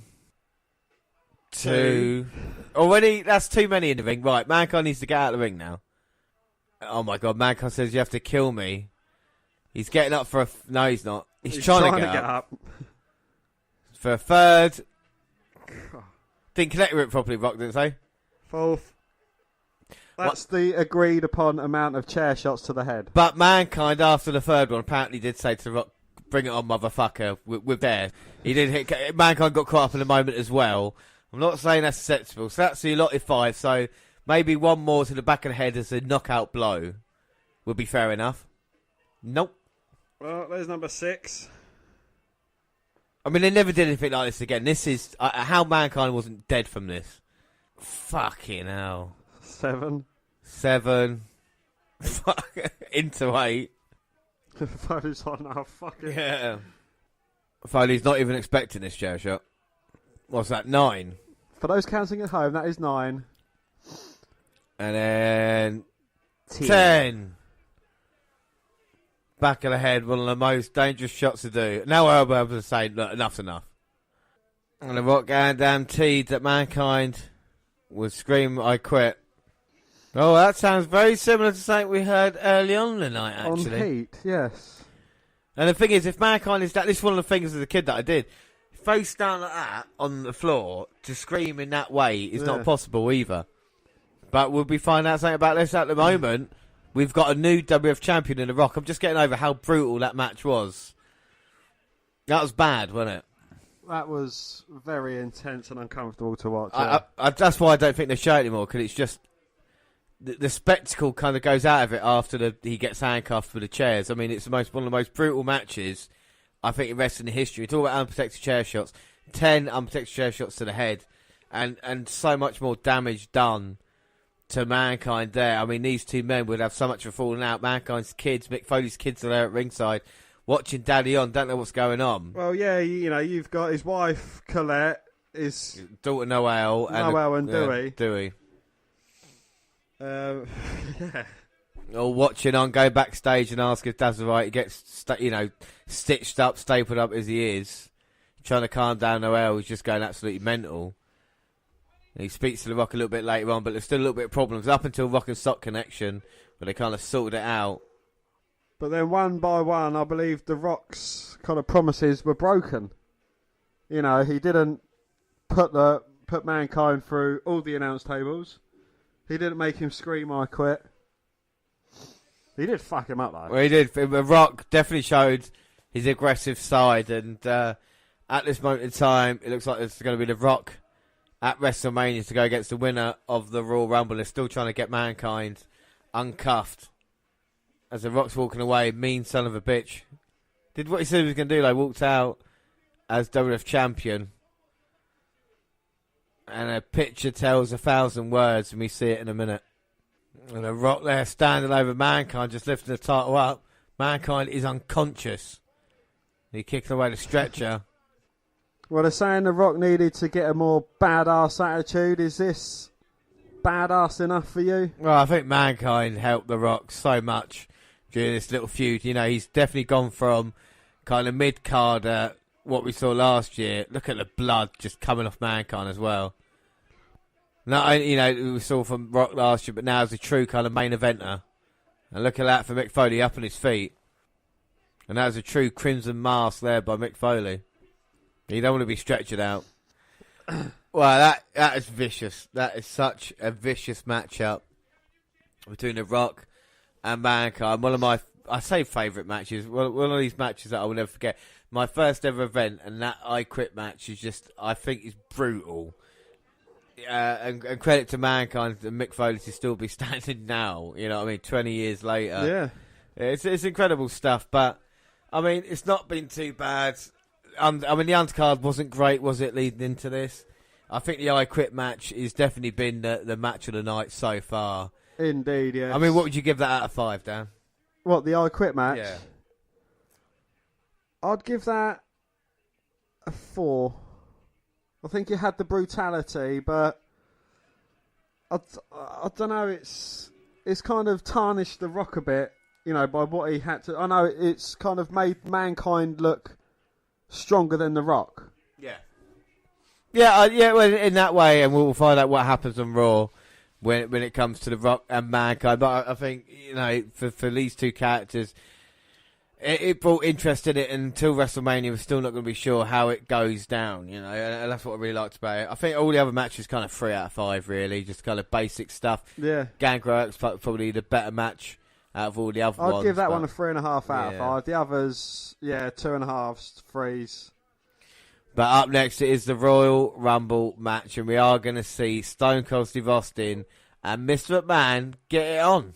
I'm damn sick and tired of watching you walk around with that championship belt. The Undertaker, Kane, that's gotta be. They got me! Austin has lost the title! Austin has lost the title! Miss McMahon has the title belt! You don't have it anymore! It's mine! Austin, there will be no rematch. No rematch. Stone Cold! It's here! You got that! You got McMahon! Stone Cold, screw you! You're fired! It was me, Dad, that hired Stone Cold back. It was me! This contract right here guarantees at least one title shot. That's it! The Stone Cold Stunner strikes! Lead up! McMahon just hit the referee! Austin had this match won! Another stunner! But there's no referee! But there's Shane McMahon! 2, 3! Where's 3? Watch! Steve Austin just got screwed! How brilliant is Vince McMahon? I want to make Stone Cold's life miserable. What I got here is a legally binding contract which gives me a title shot at The Rock. He did it! Austin did it! 2-0 Austin has the title won! How brilliant is Vince McMahon? Austin, at January's Royal Rumble, you will be one of the 30 participants. All you have to do, Austin, is defeat The Undertaker in a buried alive match. Stone Cold is a competitor. Mr. McMahon dangled a piece of meat, that being a shot to be in the Royal Rumble, and Stone Cold bit. Stunner! He's in the grave! Undertaker is being buried alive! Stone Cold Steve Austin's qualified for the Royal Rumble! Austin, there is no chance in hell of you winning the Royal Rumble. Because Vince McMahon threw Steve Austin. Number one. And on top of that, put a $100,000 bounty on my head, which means That individual who eliminates Austin will be $100,000 Richard. Vince, you thought you were some kind of mastermind when you made yourself Number 30. in the Rumble. Oh no, that came back and bit you on your ass when Commissioner Shawn Michaels made you The second man. in the Royal Rumble. Austin, there is no chance in If hell. you want me to beat Vince McMahon's ass, give me a hell yeah. I want to make Stone Cold's life miserable. I will win the Royal Rumble. But there's 100,000 dead presidents who says that he's not going to win it. You will know that Austin 316 says I just whipped your ass. There is no chance in hell you'll ever again be the World Wrestling Federation champion. No chance in We've kind of gone all the way back through this story with Austin and McMahon. You know, Austin thought that Shane was on his side, but it turns out it was a ruse all along. But how many storylines with changes in it do WWE have nowadays? I mean, you think like WrestleMania 14, McMahon said he didn't want Austin as champion. Ever since then, you know, he was annoyed by it. And then, like I said, September with Undertaker and Kane beating Austin, taking the title off him. And that storyline's continued, doesn't it? You know, like you said, what happened at Survivor Series, him getting screwed, and then having to qualify for the Royal Rumble by beating the Undertaker. And not only beating the Undertaker, but in a buried alive match.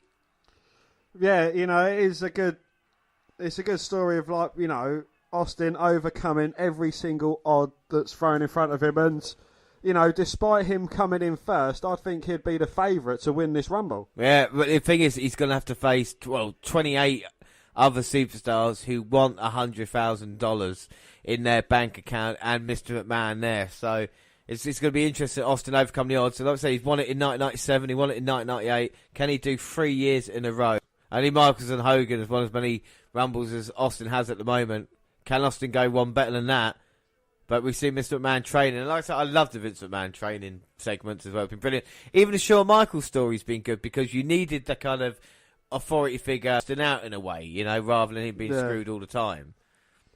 But, you know, even his past few appearances, he's been throwing spanners in the works of Vince McMahon. You know, he came in, he kind of, you know, cemented the fact that Vince McMahon wasn't going to get number 30 in the Royal Rumble, despite the odds being stacked in his favour in the corporate battle royal, because we saw China winning that after Austin came out as a distraction. We saw Austin coming out as a distraction as well, distracting The Rock so that Mankind could get the victory. So, you know, not only has he got his own agenda, but he's also putting himself into other agendas in pissing off Vince McMahon. Yeah, he's not just sticking to what he's doing. Yeah, he's helping everybody out. And we get to show what happened early on Heat when he got told he wasn't allowed access in his pickup truck. He needed a limo. So he bought a monster truck limo. But that's on Heat. It's still quite cool to just hire a limo monster truck at that moment, you know, to show how cool Austin is. Well, I'm sure, you know, just showing the side of that limo with their fucking advert on it is enough for them. Without a doubt. And then also earlier, McMahon with the slap hand round the world to Steve Austin. But McMahon has proclaimed there is no chance in hell of Austin winning this Royal Rumble. And of course, 10-10-220 is your number to call for something or other. And I'll tell you what else it shows you as well, in the commentary and recently with JR, how entertaining the King is. I know the King's get a lot of people, you know, with puppies and all that lot, but as the corporate announcer, he's really bringing it and actually helping the narrative more than maybe Michael Cole is at the moment, you know? Oh, most definitely, yeah. You know, when he's got JR next to him, they're kind of like opposites of each other, you know. Yeah. JR's always on the good side, King's always like, you know, promoting the baddies, and yeah, you know, that I find that very entertaining. A brilliant angle. And now we got the legendary Fink. And the King telling him to move it along, Howard. Come on, Howard. Yeah, we got the legendary Fink, like, running us through the rules for the Royal Rumble. So I suppose you was listening to these. Yeah, I did. Like, the Royal Rumble was a new concept. It was just kind of like, oh, what's this? 30 men, all right. Each man comes out. And 30 men, yes, interested. Yeah, I'm listening. Yes, each of them come out. Okay, you've got me. Get into the ring, right? So I'm assuming you watched WrestleMania 15. I watched that live. I did. I got confused with St. Valentine's Day Massacre because it was on pay-per-view. and I just assumed you had to pay for it as opposed to it being on Sky. But I worked that one out by WrestleMania 15. And the glass, when you hear the glass, it means your ass. It's Stone Cold Steve Austin. Nailed it. The reception he's getting here, we've already seen him once tonight, but only one man has ever gone from number 1 to win the Royal Rumble at this time, and that is Shawn Michaels. But don't forget, Ric Flair went from number 3 to win it back in 1992. So McMahon and Austin, aren't too far away. Like I said, Austin for me is definitely a favourite. But even in the Rumble matches, he had a bullseye on his chest last year, didn't he, in a Rumble match, and got through it. And this time he's got $100,000 on his head as we wait for Mr. McMahon to come out. Well, when they said he had a bounty on his head, I expected like a huge coconut treat covered in chocolate. Yeah, well, unfortunately it wasn't. But he's out here waiting for Mr. McMahon. And of course, these two men haven't been in an official match together since they won the ratings war back in the April when they were going to have a singles match, and Dude Love interrupted it. But now we're actually going to see Austin and McMahon. Well, yes, and as per Austin's contract, he cannot lay hands on man unless he is physically provoked or they are in a match.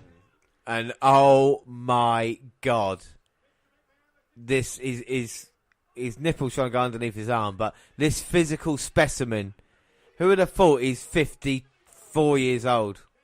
And he's still taking slaps 20 years later from AJ Styles. And look at McMahon just walking right up to the rattlesnake, old blue eyes. He slapped him in the face earlier, and he's ready for action now, and he means business. Well, if Vince McMahon's ever going to injure Austin, it's going to be right here, right now. God, you can hear the buzz in the crowd, though. You can hear the excitement.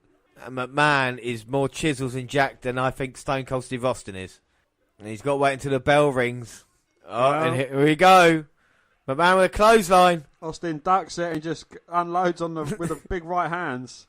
Uh-oh, now Vince in trouble.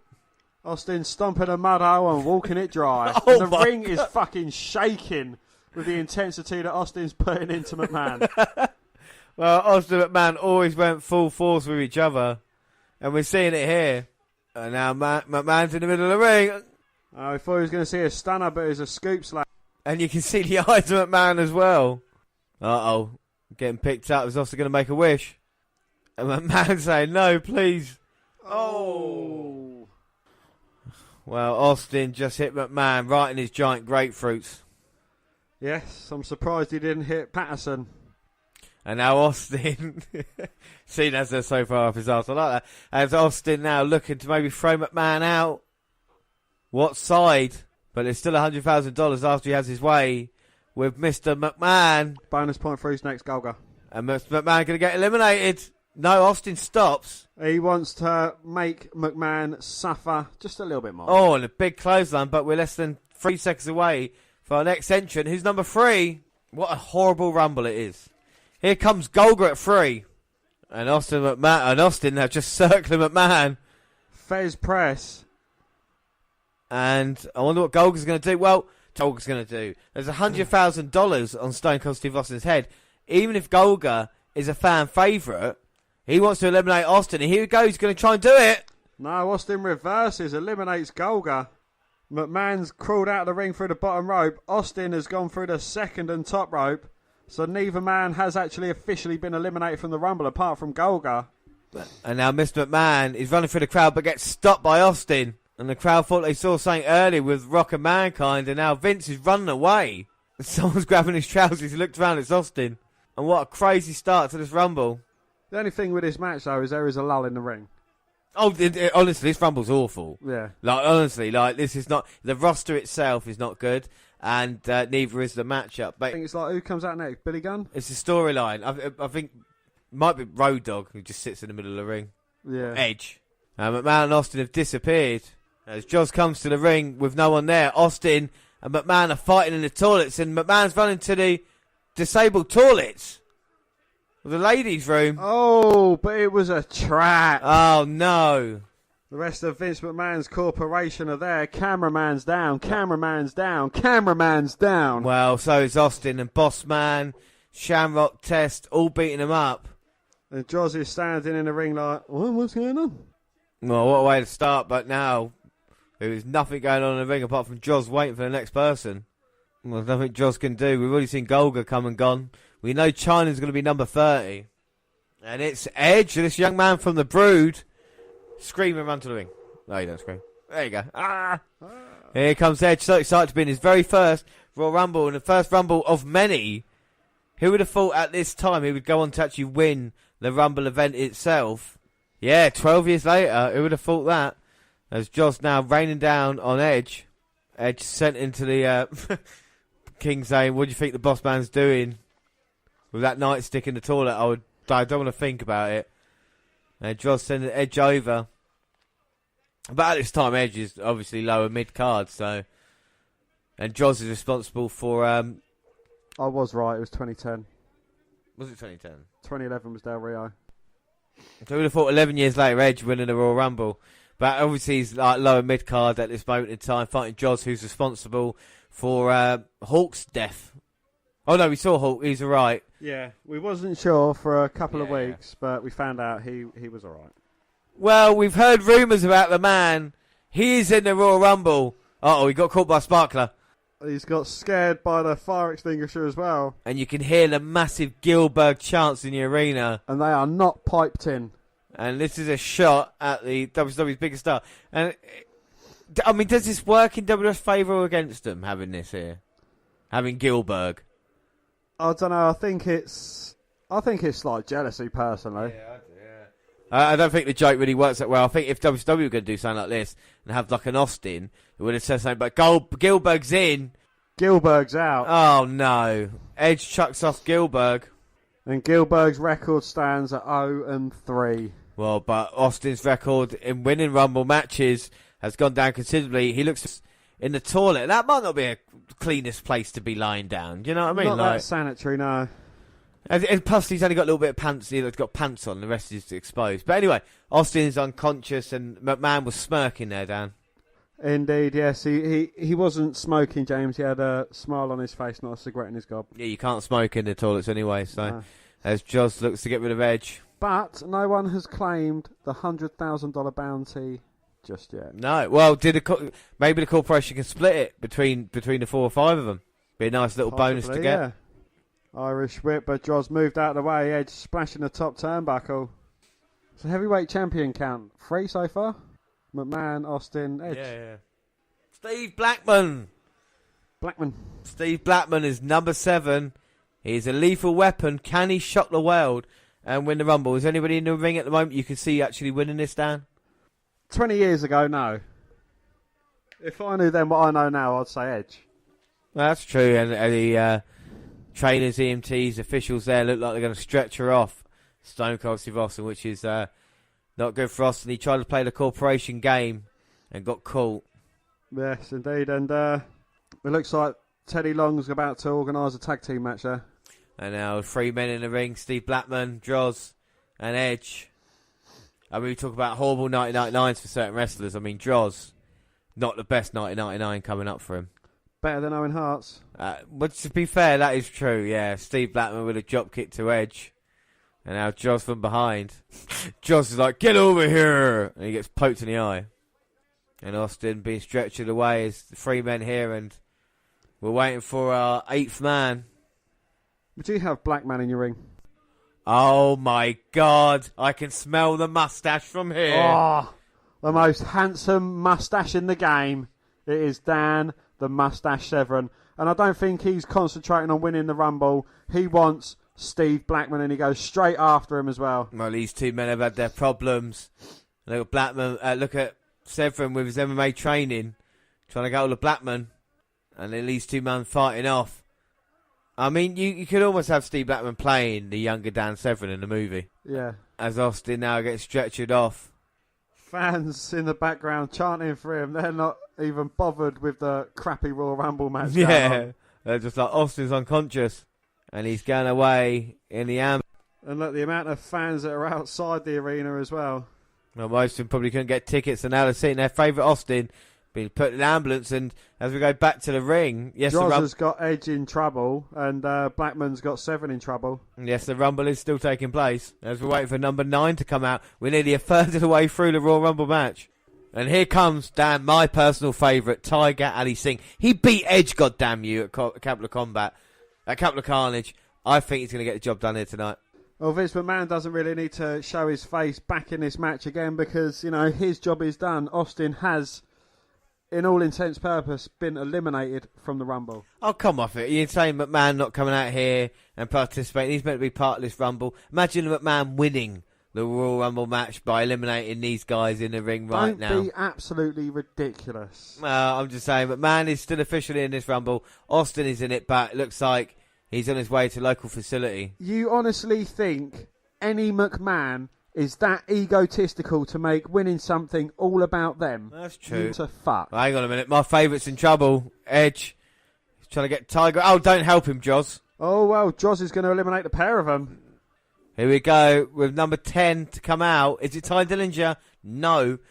Who's it going to be? The Blue Meanie. I mean, look how strong the WF roster is. I mean, the roster's, you know, had a long way to go, but still. Still, only 3 former or future heavyweight champions have appeared in the match. Well, Blue Meanie did get beaten up by Bradshaw at the ECW event. We got busted up from behind, and that's still one of the moments I like to remember. So don't go after my pick. And he is got signed from the ECW recently, of course, part of the BWO, and he's joined up with the Job Squad with Al Snow. Now, Jaws and Edge, who are going at it to begin with, not making a bad tag team at the moment, and Mustache is perspirating quite bad. He is indeed, Shouldn't really yes. wore a grey t-shirt, should he, you know? But, you know, Edge and Droz, they've got a few similarities. Both go to have neck problems. Yeah, that's true, yeah. Well, Dan Severn would have to retire due to neck issues as well, so it's a major issue. Major issue, but, you know, I think Severn's was kind of actually holding up that moustache. Oh, yeah, to be fair, the weight of that weighed at least, 30 stone. At least 35 to 40 stone. But here we go, waiting for number 11 to come out. Now we're at number 11. I suppose we're not going to the back and seeing someone beaten up. Oh, wait a minute. We're going to the back and seeing someone beaten up. Looks like one of the headbangers, and that's Viscera, the man who faced Mick Foley, Mankind earlier on. Yeah, it's Mabel. I don't know who you're talking about, this Viscera type character. I mean, Mabel's coming out here now, and surely, Dan. Don't call me Shirley. He's got to be one of the favourites. Not only did he beat up the WWF champion, or ex-WWF champion earlier in the ring, like you pointed out, maybe it's time for Rumble. Who's going to be able to get him over the top rope? Well, he does weigh 500 plus pounds. At least plus 500 pounds. I mean, he's coming out here and he's more focused than ever before. This man is on a mission. Oh, now Mabel clubbing away. No, not the mustache. Eliminated the mustache and the Blackman. Oh, no, not my pick. pick. The Ali Singh in a matter of seconds. Oh, my God. And now the Blue Meanie. We thought the Blue Meanie was big. He's nothing. And now that the Blue Meanie's saying, look, just choke me. Oh, my God. This man is massive. Oh, wait a minute. Oh, you didn't know? It's Road Dogg, and oh my God, Mabel's got rid of Blue Meanie and Droz. 5 eliminations. Well, I've got to say, Mabel's my pick. Wow, Edge just low-blowed Mabel, slowed him down, and now he's going after the Road Dogg. Oh, well, poor old Droz came in at number 4. Did all right. Oh, Edge. Oh, 1 foot, just 1 foot. Both feet. Both feet now. Sent into the announce table. Now it's Road Dogg versus Mabel. Lights have gone out. There's someone... No. The Undertaker. I thought that was something that would happen early. When Mankind went through, the lights would go again. Oh, my God. What? And the Acolytes and Midian got Mabel over the top. And I'm sure Mabel went over the top rope. That's a bloody shame. It's my pick as well. But here comes... Well, you know what he said earlier in Heat? He said there would be a sacrifice. And yeah. It looks like... He will choose his next victim, and now he's looking at Mabel. He is the sacrificial lamb. Oh, look how satanic and demonic he looks right now. So yet again, we're left with just one person in the Rumble to do nothing. Oh, come on, this is more important right now. Tongues. And Mabel seems to be transfixed as he gets beaten up. And the Undertaker has saw, and he may came again. What? The Undertaker now has taken away Mabel as he's forming his army, his ministry of Darkness as Fruit slips over. Remember when Fruit used to be a proper member of the roster? Yeah, he was a predominant part of our earlier podcast, being the leader of the nation. Exactly. And now a bit playing the ministry, but here we go. Couple of seconds away for number 13. And here comes Gangrel, and he seems to be happy, even though he did lose to X-Pac early on in the night. Maybe he's going to get some retribution against his DX teammate. He look having a good time. And now Road Dogg goes right after Gangrel. And I think the fans at the moment making their own enjoyment, if you know what I mean. They're waiting to see what happens here. And Road Dogg's got Gangrel! And Gangrel is out, and the Road Dogg is standing tall. And yet again, we get no action in the Royal Rumble. It just goes dead. I don't understand that. Why don't you just wait until the next person comes out before they do that? It didn't make any sense, does it? You know what I mean? Like, indeed, yeah. Unless you're doing like a CM Punk thing, and he gets on the mic and then riles up the crowd a bit, and that is entertaining. Give him the microphone. You know what I mean? He's good on the microphone. It might work for him. He's waiting for number 14. Even Austin, when he emptied the ring, he'd throw people in just to eliminate him again. Yeah. Oh my God. Holy shit. Now this is my pick. 7 foot of toughness. It's Kurgan. And he's got the fans in the building. And Kurgan's been in Sherlock Holmes since he's left wrestling and a lot of other action movies. And to go to WrestleMania, this 7 footer, who we saw at first at Survivor Series, it's partly like the Interrogator, I think he was called, or something like that. And big plans, and they just realised he was useless, I suppose. You know what I mean? Like Kurgan. Yes. And unlike Carly, they got rid of him and didn't give him a title run. Yeah, didn't give him a world title, yeah. I mean, thank God he didn't come around 10 years later. As he slams down Road Dogg. Again, only 3 future or former heavyweight champions have appeared in the Rumble thus far. Yeah, we've had 2 King of England winners. 3 King of England winners as well, so the same number as that. Austin, of course, Mabel, and Edge. So, we're looking at it that 2 way. of them are future former heavyweight champions. Yeah, I know, weird that. As waiting for 15, we are halfway through this Royal Rumble event. It's Kurgan and Road Dogg in the ring. Who's 15? Al Snow. Just Al Snow, not Head. Has a Head got its own separate entrance? Well, Goldust stole Head off Al Snow, so he's been without it recently. He's not been the same since he got Bloodbath from the Brood, and then Goldust for some reason has taken Head. We don't know why. And Al Snow is maybe even crazier than ever. Well, like Al Snow, I'd hate... I've gone without Head for a few years now, so I'm alright. Well, it looks like Al Snow and Road Dogg trying to get Kurgan out, and Road Dogg's just having a look. Al Snow's in a precarious position. And Road Dogg pushes Al Snow out. Kurgan manages to hold on, though. And that's the second person Road Dogg's eliminated, now going after the big man. Oh, but Kurgan with one big right hand knocks Road Dogg down. Aye, big man. Well, you like Kurgan, that's your pick down. We'll see how well he does in this Rumble. We'll wait for number 16 to come out. Kurgan with a knees to Road Dogg, but Road Dogg managed to turn it round. Number 16, and it is Goldust. Well, we'll never forget the name of Gold now. And he's going right after Road Dogg. It's a shame Al Snow couldn't stick around. Goldust stole Head from him. Now Goldust hanging up Road Dogg in the corner, might be going for Shattered Dreams, but no. Kurgan shuts that one down. And Kurgan, Goldust is not that off height from Kurgan, really, when you think about it. Goldust is a big man, 6'6". He's been around, done that in WWE, been Intercontinental Champion, and oh my God, Kurgan's just lost his hat. That's where all his power comes from. Even that, he's going to go psycho after losing it all. And Road Dogg's been dominating at the moment. And now Road Dogg's going to set up Goldust in the corner. He's going to shatter Goldust's dreams. Well, he's been mocking him, but Kurgan catches Road Dogg. Grabs his arms. And now here comes Goldust. Oh. Huge low blow as we're a couple of seconds away from number 17. Well, James, you want some hose? Well, it ain't going to be easy, Dan, but I've heard it's not. As Goldust coming out here, Godfather's coming out, Goldust might be getting eliminated. And a Road Dogg going after him, and the pimp is in the house. It's like, with the Goldust and that, he's like, get some of that sticky icky and roll a fatty for the pimp daddy. On about like rolling a big fat split. Yeah. light that up and say pimping ain't easy as he gives his coat. Cane, chain, and jacket. And not Kane, the big red machine. No, not it's Kane. No, not that one. But the pimping cane. And here comes Godfather. The hose is gone, so no one cares. And the Godfather's made himself relevant again, going after Goldust. Well, indeed, one might argue that the Godfather's more relevant than his former leader from the Nation of Domination. Yeah, without a doubt, changing it round. It's working for him. As Kurgan just squeezing Road Dogg's head. But like the in-ring talent here is not great. You can see most of these wouldn't be around the next couple of years, and if they were, they would do kind of tag teaming up or doing other things,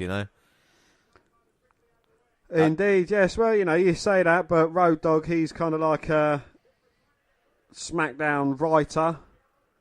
You've got Goldust, who at the moment is out injured, but he's been quite relevant up until now. Well, not relevant, but he's played a part. Yeah. Oh my God, lights have gone out.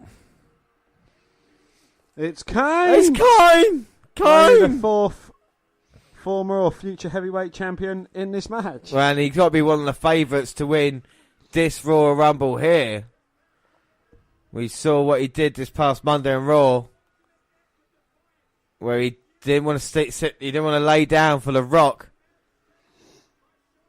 I mean, what could go down to the finger poke of doom? Well, Kane refused it, and the threat from Vince McMahon about sending him to the insane asylum, but he's here in the Rumble, and Kane looks to be, oh my God, on target.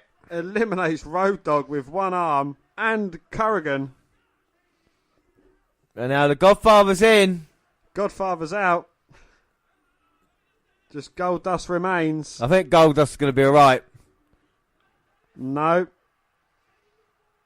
Choke slams. Goldust outside the ring. Kane eliminates 4. In about 20 seconds. Well, Mabel's eliminated 5. Kane's eliminated 4, but oh my God, look who it is. The White Jackets come in. Here come the White Jackets, and Kane's stopping them. They want to put him in an insane asylum. And I think Kane sent a message. Well, and Kane now saying to them he's going to put them away, going over the top. Oh. Kane has eliminated himself from the Royal Rumble. Well, he was more focused on going after the orderlies than he was anything else. And for the third time in this match, there's going to be one person coming out here who's going to be doing nothing in the ring by himself. And it is Ken Shamrock. Well, the world's most dangerous man might win the Rumble. Look who it is! Oh, Vincent Kennedy McMahon has reappeared. What, he's going to go one-on-one with Shamrock in the Rumble? Is he Shamrock crazy? Is he? Well, it's about to say it's McMahon. Well, McMahon's banished Austin. Maybe he thinks he can take on the entire world. And Shamrock, Intercontinental and Tag Team Champion. We might become Rumble winner tonight. And Vince, though, again leaves the ropes through the second. So he's still in this match officially. Officially, he still is. Well, he's just doing it to save Ken Shamrock, I think. And McMahon is joining the commentary team. That was good, McMahon getting a commentary. So when you go to a Shamrock, you say, what, you think I'm nuts? Ooh. Well, Vince McMahon has just confirmed that Austin has been taken away in an ambulance and he's not coming back. Well, that is not good for any fan of Stone Cold. And McMahon hasn't got hair out of place. Jerry the King Lawler, of course, kissing McMahon's ass. Billy Gunn. And Shamrock waiting now for who's going to be number 20, 2/3 through this Rumble. And it's one-legged man and ass-kicking contest. It's Billy Gunn. And he's only got one boot on, but he's still coming out here. Oh, he's got more guts than brains in Shamrock. Oh, goes down low, kicks the very, very unprotected ankle of Billy Gunn. Well, not even a boot. You would think maybe put one of them on as protection, but oh my God. Shamrock just kicking Billy Gunn down. Again, Corporation versus DX. We've already seen Road Dogg eliminated. Oh, but Gunn fighting back. Well, Shamrock went for the kick and Billy Gunn turned it to the back suplex. Now he's going to try and pick Shamrock up. This is crazy. Gorilla press. Oh, couldn't quite get any pressure on that leg to kind of carry him over to the ropes, but injuring Shamrock enough as it is. And now Billy's going to send Shamrock over the top. Oh no, Shamrock holds on. I don't think Gunn has realised it though. I don't think we've had more than maybe 5 or 6 people in the Rumble at once this match.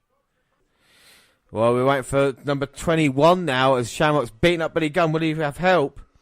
No, he's not. Test. This is Test. Well, entering his very first Royal Rumble match, the hired gun of the corporation. And look at this, the Ministry still beating up Mabel backstage. That has been a long ass.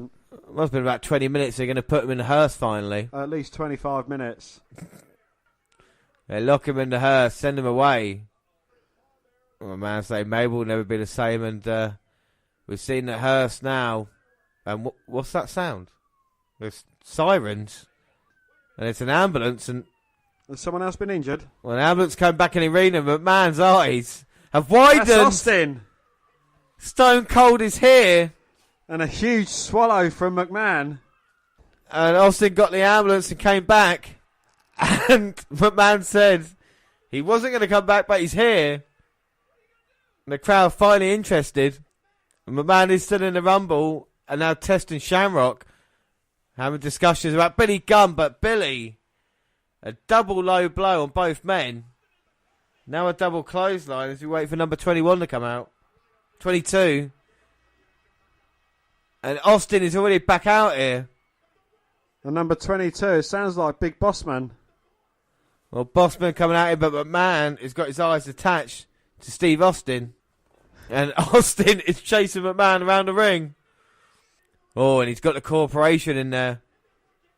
And McMahon saves his hide again. And here comes Bossman out, so you've got 3 corporate members. Shamrock's gone. Wow, Austin eliminating Shamrock. Bossman coming to get him some of Austin though.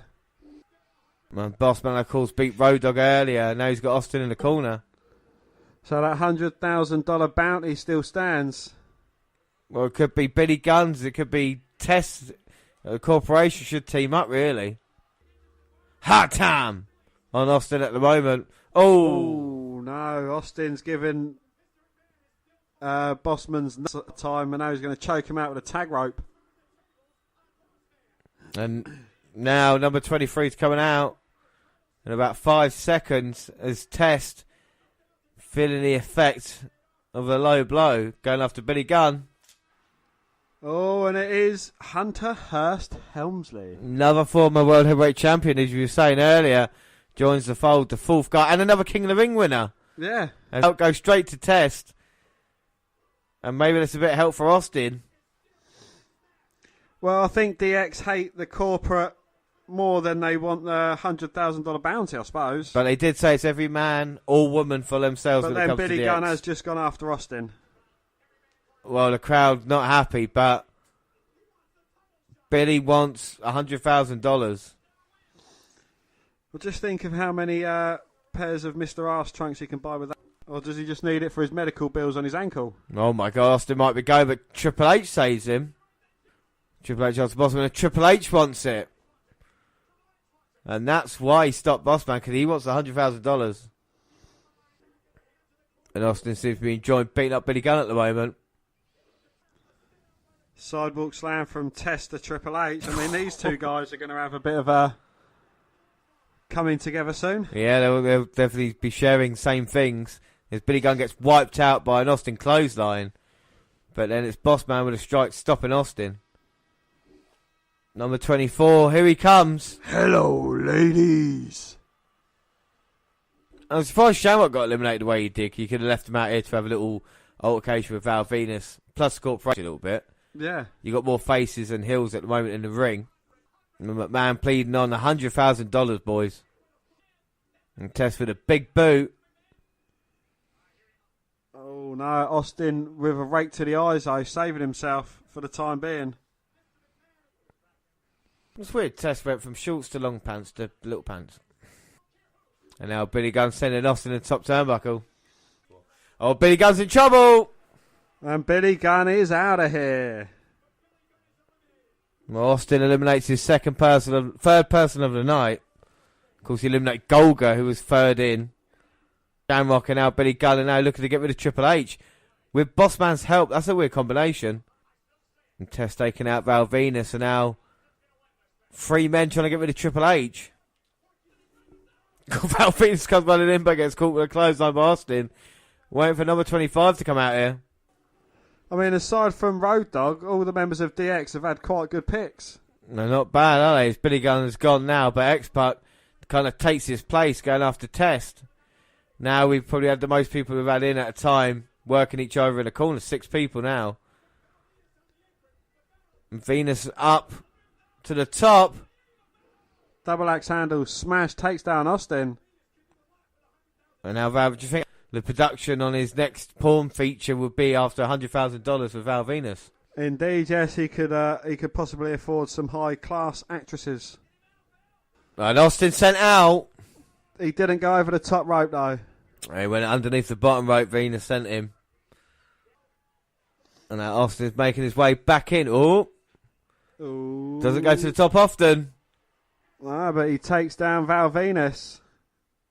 Well, paybacks at you know what as we wait for number 26 to come out here. Let's see X-Pac being sent for a ride by Austin. Dodges him. Catches Austin with a kick. Sexual baby. Oh, one of the greatest theme tunes of all time. Sexual Chocolate Mark Henry. Yes, he might have touched Sammy, but that's all right now in the LGBT community. It's fine, Mark Henry. Don't worry. As he's coming out here looking to put a beating down, or a man or a woman. I kind of need to update his outfit a little bit. Still wearing it. He is indeed, yes. Well, just think how much mouthwash Mark Henry could buy with $100,000. That's true. He can probably bleach everything, couldn't he? There's now Boss Man holding Austin and the big man Mark Henry. What, you're saying Mark Henry needs to bleach his skin to become white? What, you racist or something? Oh my God, he's holding, Boss Man's holding Austin, Mark Henry with the strikes. But Austin moves and Mark instead sends him into the corner. Austin down low by X-Pac. And now look at Bossman going after X-Pac now. The first time it's felt like a Royal Rumble match. It is actually indeed, yes. And we're waiting for our 8th man to be in the ring here, or our 27th in the Royal Rumble. Don't forget Mr. McMahon is at ringside as well. Indeed, and 27, the luckiest number in the Royal Rumble. And it, James, it is Jeff Jarrett, and that is JEFF-JARRETT. And don't piss him off. And he's looking to go straight after X-Pac, the easy pickings, but Tess is waiting for him. Triple H not had that much of a major impact here, is he? Major impact? No. And now look at Jeff Jarrett and Val Venus teaming up. Will he go on to win it? 3 years' time? 4 years' time? What, Val Venus? No, Triple H. Triple H, yes. Did he win it? 2003? 2. 2. And now X-Pac and Triple H. Oh! X-Pac catches Triple H with a spinning heel kick, and Triple H did say every man for himself. Well, it might come back to haunt him as Venus and Jarrett teaming up with Austin. X-Pac's going for the Bronco Buster on Bossman. Test Mark Henry fighting off as well. Oh my God, and here we go. Dino Brown's coming out at 28. And he's got a couple of hoes with him as well. Look at the top Terry Reynolds is wearing. Honestly, I could not believe it. As an 11-year-old boy, Terry Reynolds coming out here wearing this top that she is. Jacqueline's all right. See-through top. Fucking hell. I know. How lucky was I as a kid, Dan? I bet you paused that and had a lot of masturbatory aid. So you've seen Jacqueline's tits, Terry Reynolds' tits, Sable's tits. Sable's tits. Yeah. China's tits. Mae Young's tits. Oh, wait a minute. Test has just been eliminated by Stone Cold Steve Austin. We nearly got distracted here by that. Oh my God. And X-Pac's been eliminated by Bossman. And Bossman sends X-Pac flying. But Vince McMahon doesn't care about that. The only person he wants to see eliminated is Austin. Well, we know China is number 30, but who is going to be 29? So there's 7 men in there at the moment. Only 2 left to come in. 2. And Mark Henry taking out Triple H. And Jeff Jarrett has been on since he's come out. Mark Henry. Oh, yeah, Mark Henry's 6. We must be racist. So, yeah, Mark Henry as well. 6 former world champions in this match. Oh, and Jeff Jarrett, a beautiful drop kick on Austin. That's JARRETT, and 5 Royal Rumble winners. Owen Hart's coming out at number 29. He has won the King of the Ring. Of course, the King of the Ring 1994. And Jeff Jarrett's gone. And enough is enough. It's tag team fighting. And Austin going straight after... Owen going straight after Austin. Well, we know the history these two men have had. Austin got his neck broken by Owen Hart back in 1997. It'd be funny if Droz eliminated D'Lo and Austin eliminated Owen Hart. Yeah, you're right about that. History of neck problems. But I'm talking about the feud, obviously. We know 316, I just broke your neck. And Austin now coming out from under. He's going to McMahon. Get the drink. Just throwing the water over Vince and slapping him with the water container. And that's not the first jug we've seen today, James. No, honestly. It's not the first picture that we've seen taken as it gets thrown at McMahon. McMahon just going to adjust himself. You get back to it. And D'Lo, neck and all, taking down Stone Cold. And Mark Henry squashing Triple H. And only one person left to enter this Rumble. Number 30. We know who it is. Yep. The first ever female entrant into the Royal Rumble. Chyna. Don't treat her like a woman. Don't treat her like a man. Don't treat her like you know me. Just treat her for who and what she am. She am. So here comes Chyna to participate in the Royal Rumble, and Mark Henry has got eyes on her. We know about the history that these two have had. They thought they were going to get it on, and Chyna gave him Sammy to suck on, and that was a surprise for him. And Chyna's in the Rumble now, going straight after Mark Henry. She has. She's got a target set straight on Mark Henry.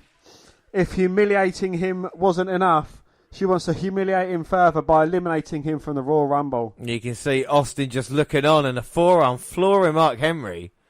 And Sexual Chocolate's in a bit of trouble, and Chyna has got Henry. Oh my God. Chyna sends Henry over the top rope. Oh, but wait a minute. Look who's waiting. Stone Cold. Oh. Her arm bent over that top rope. That looks really nasty. You should see what she does in the porn films. And Chyna there eliminated from the Royal Rumble. Austin from behind. After Chyna eliminated Mark Henry, a 400-pound man being eliminated over the top. But Chyna then over, and Triple H furious by that, going straight after Stone Cold. And it's going to be one of these men left in the ring who is going to go to WrestleMania. And only one of these men is going to get $100,000 if they can eliminate Stone Cold Steve Austin. There's only one corporate member left in the ring, though. But I'm sure there's a lot of men that could use $100,000. Well, D'Lo, former European champion, could maybe visit a few cities that he represented as champion. Owen Hart could buy himself some skydiving lessons. Oh, my God. Triple H now going to try and send Stone Cold Steve Austin over the top, but Austin hanging on. And Val Venus realising that he wants $100,000 for himself. McMahon on commentary doesn't care who gets it, as Venus struggles to get Austin over the top. Only 6 men left as I say that. Wow, Triple H has eliminated Val Venus. 5 men remain. Stunner to Triple H. Triple H is gone as well. DX has been eliminated from the Royal Rumble. But there's still a corporation member in there as Bossman. Of course, Owen Hart. You know how dangerous he is. D'Lo, former member of the nation. So it started off with Austin and McMahon. Can it finish with Austin and McMahon?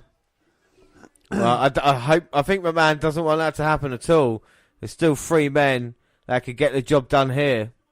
You can see, you can hear McMahon's desperation. He said, someone's got to do it. Someone's got to throw him over.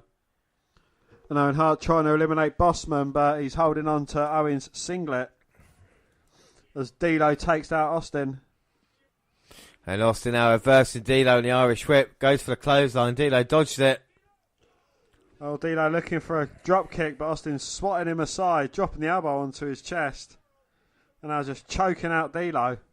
The Bossman might be in trouble by Owen Hart here. And Austin a bit of trouble by D'Lo. Well, Owen Hart would love no more than to eliminate Austin. You think about Austin sustained earlier, getting beaten up by the corporate team. Now he's been in for at least 15 minutes. At least 25 minutes. And now I'm picking up Bossman. D'Lo's kind of changed his attention to save his fellow flak jacket wearer. Oh no, but he gets nuts by him. Owen Hart catches Austin with an enziguri. Well, we know how dangerous that enziguri is. Took Shawn Michaels out of action for a few months. Now he's going to look to put Austin out of the Rumble. Austin has eliminated Owen Hart. 3 men remain. Owen went flying over the top there. In serious trouble in the landing. And now it's Austin and Bossman left. And D'Lo. D'Lo's hiding out in the corner. It's best strategy for him. Now here comes Bossman underneath the bottom. Punches Austin in the face. D'Lo up top. Looking for his frog splash. Hits it. Well, they can both be 50-50 on it if they want to. But Bossman... Oh no, he wants some money for himself. He throws D'Lo over the top. Stunner. And Austin's got Bossman. And Austin has eliminated Big Bossman.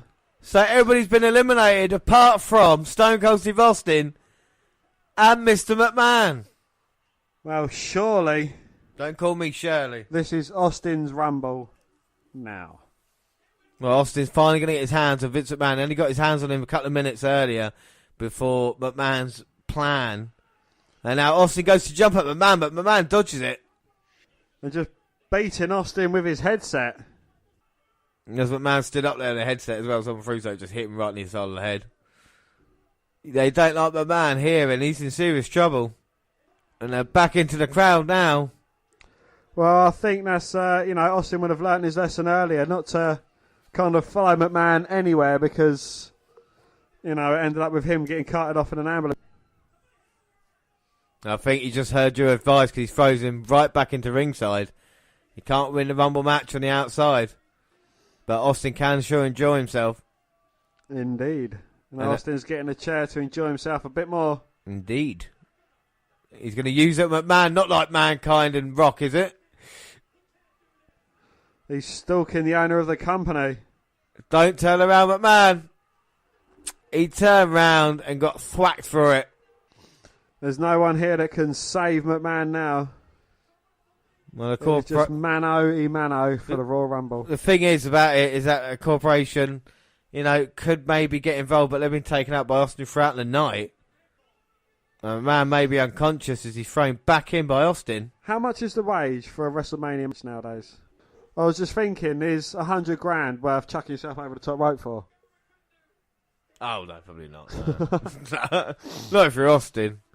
Even though we find out the stipulation, Tech win the Rumble anyway, but... Oh, my God, Austin threw McMahon in. Was looking to have his way, McMahon, he went low. Well, it was a desperation shot from McMahon. And McMahon now might be eliminating Austin from the Royal Rumble. Who'd have thunk it? Well, it's certainly going to save himself $100,000. Went for the clothesline, missed. Stunner! And Austin saying, that is it. Job done. F that shit. And now Austin. I think he wants to toy with his prey before finally ending him. Perched on a second rope, drops the elbow to the heart of McMahon. Oh my God, but here comes The Rock, the WWF champion. And Austin's had his problems with The Rock before. Cost him the title against Mankind, but The Rock has got it back now, looking on at Austin. Egging him on. And Austin just saying, The Rock, come on, bring it on, come in. Let's do it. Austin wants The Rock now. Austin desperately wants him some of The Rock. Well, The Rock's up the apron and Austin is going to fight him off. And McMahon has eliminated Austin from the Royal Rumble.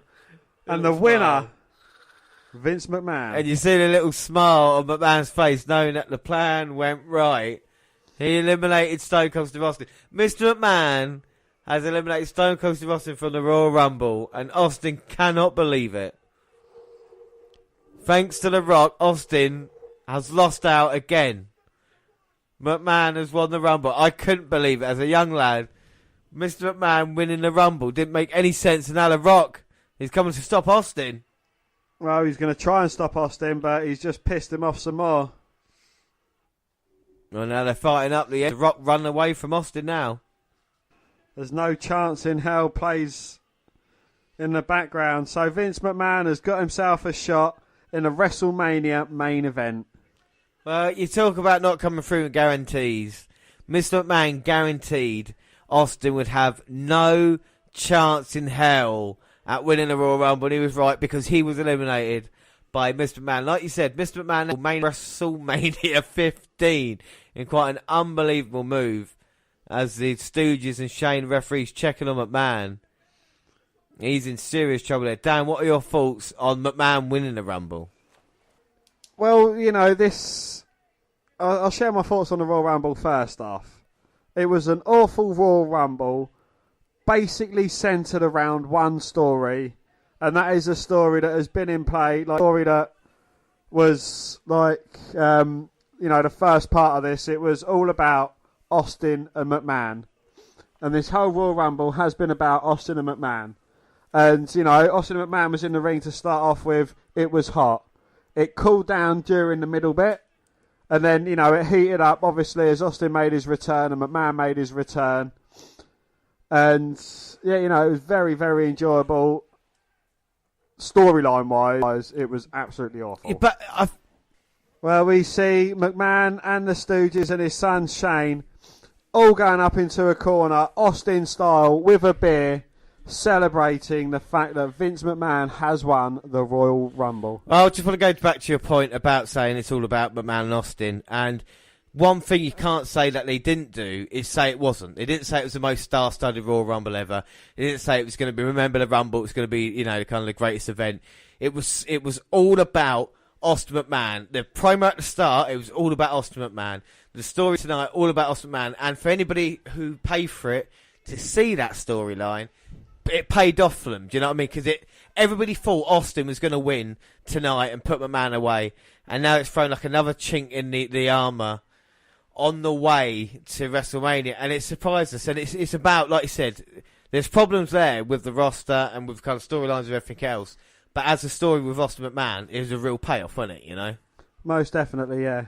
And I think the I Quit match's kind of match wasn't very good, but the I Quit match, I think, was the best. What was your rating? If you're going to give a rating out of 10 for this pay-per-view, what would you give it? I'd probably give it a 7. And a majority of that 7 is the storyline for the Royal Rumble and the Mankind Rock match. I'm going to give it an 8 just because of the I Quit match itself and being the first pay-per-view that I remember. Shot when McMahon won. And it was the kind of razzmatazz and just everything of the, superstars and everything like that. That kind of, brought it to life, if you know what I mean. It was like, this is something that I can follow on. Oh, what's the next event? It's this. Or WrestleMania's coming up. I can enjoy that. And I think that's always good to get involved nice and easy. And you even get like a nice little wrap-up package at the end anyway, didn't you, for the Royal Rumble? Yeah, just a little highlight shot. Yeah. I think that's 8 out of 10 for me. What are you doing? James, what on earth are you doing? What am I doing? What's it look like I'm doing? It looks like you're trying to blow up some balloons. Yeah, no shit. Why are you blowing up balloons? You know why. Really? Yes, the end of the month. Do you mean the WNR197 on January the 25th? Well, of course. We are live and it's going to be a party. We're playing games, so I thought not only snacks, but game changer, balloons.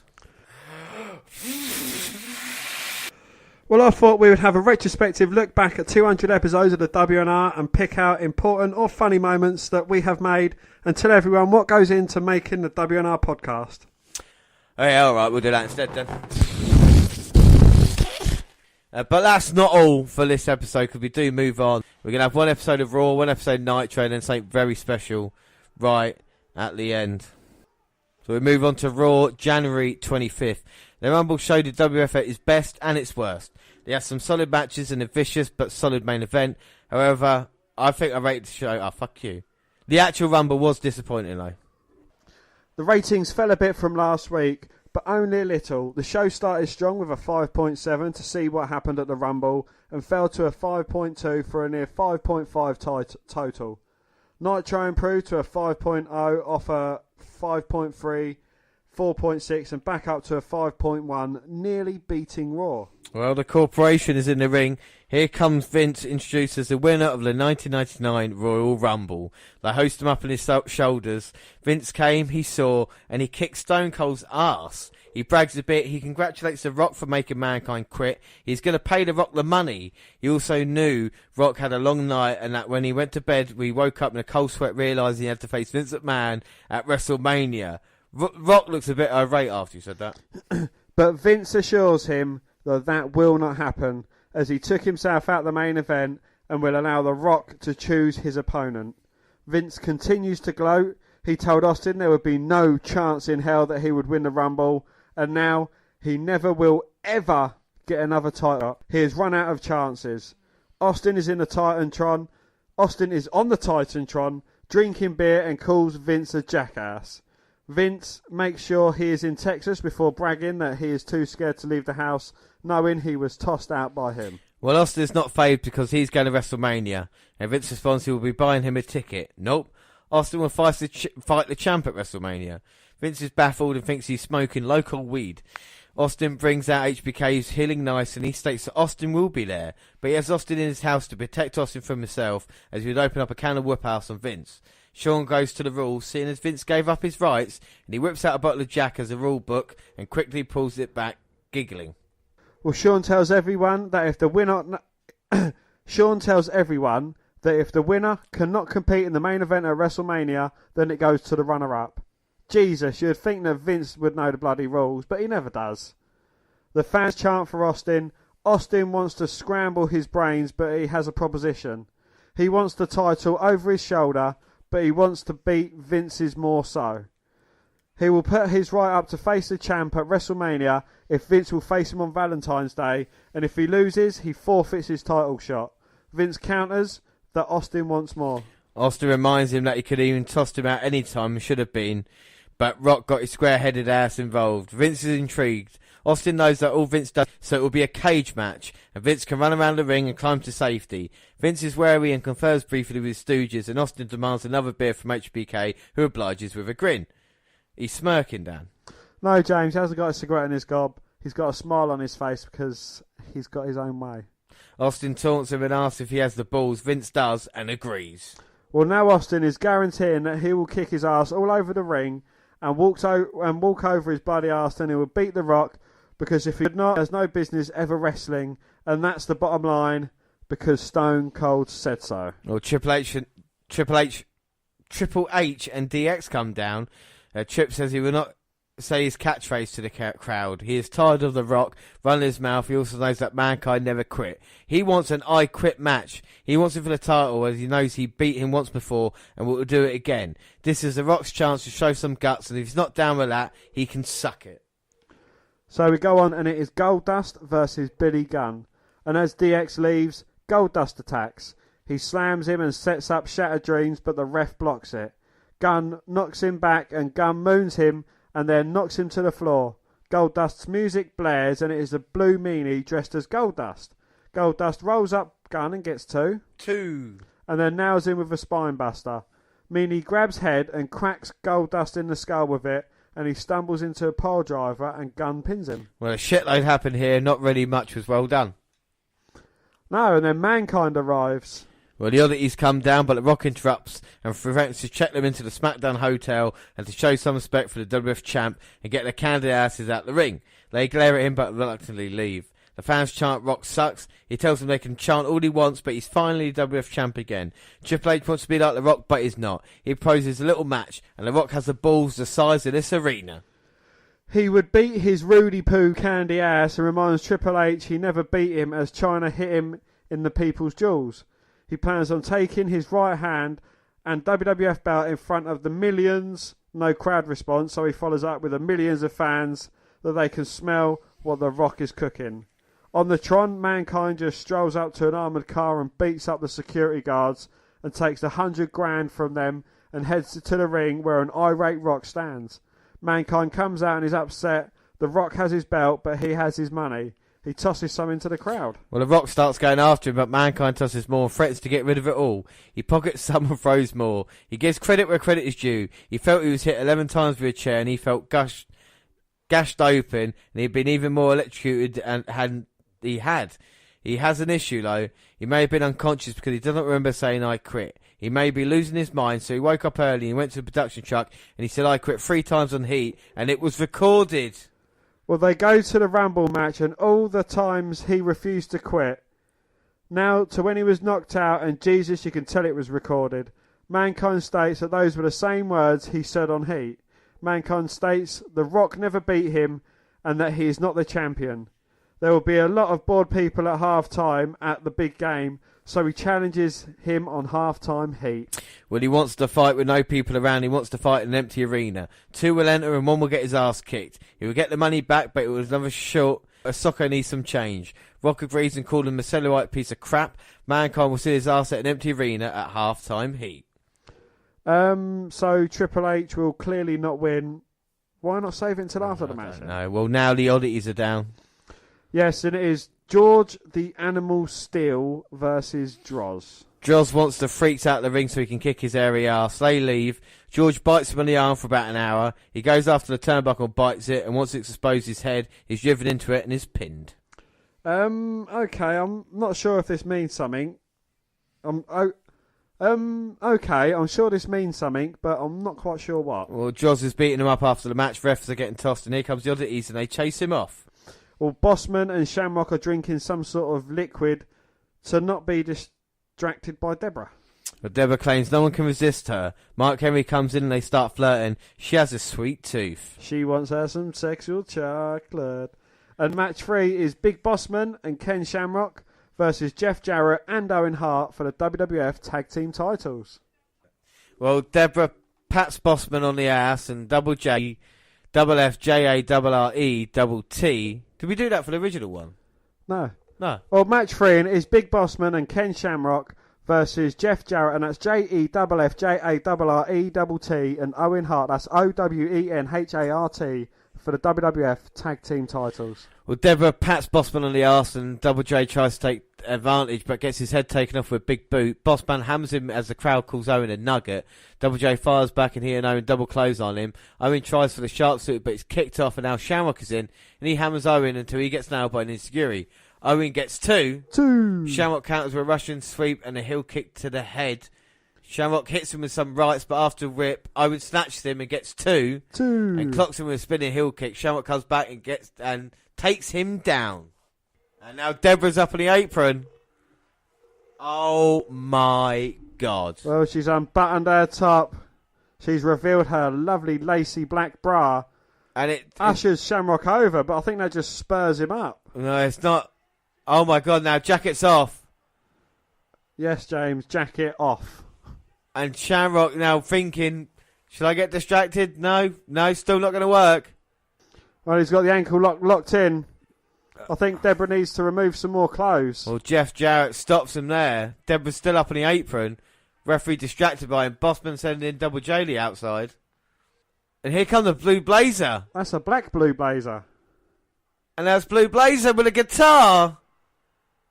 Smashes Jarrett over the head with it.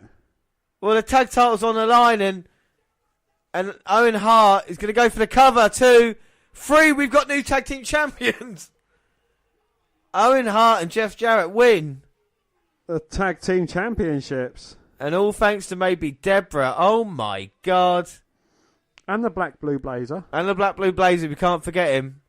Fair play to Double J and Owen Hart, tag team champions again. A title change and the corporation not having a great night.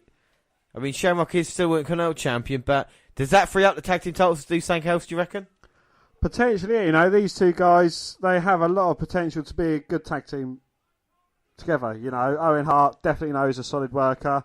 Jeff Jarrett's neither here nor there, but, you know, with the technical ability that the Nugget brings to it, certainly. Well, Kevin Kelly's with him, and Owen and Double J declare they were not the Blue Blazer, and Double J talks about vindication and being pissed. Well, Bossman and Shamrock are certainly not happy. Here Here comes Shane with Patterson and Briscoe. Shane talks about Kane screwing up and he needs to apologise. The McMahons are compassionate and he calls him down. Apparently he apologised last night and now he wants to do it in public. He does so. Shane wants it louder and Kane is getting irate and he does it again. But it's not good enough and Kane needs to get down on his knees and do it. He goes down and then gets right back up. Now he has to get down on both knees. Here comes X-Pac.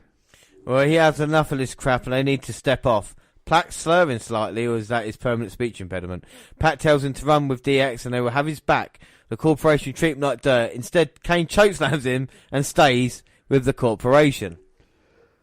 Well, Terry and Jackie are with D'Lo Brown outside of Walgreens. Terry needs to get something and Brown does not want to get it.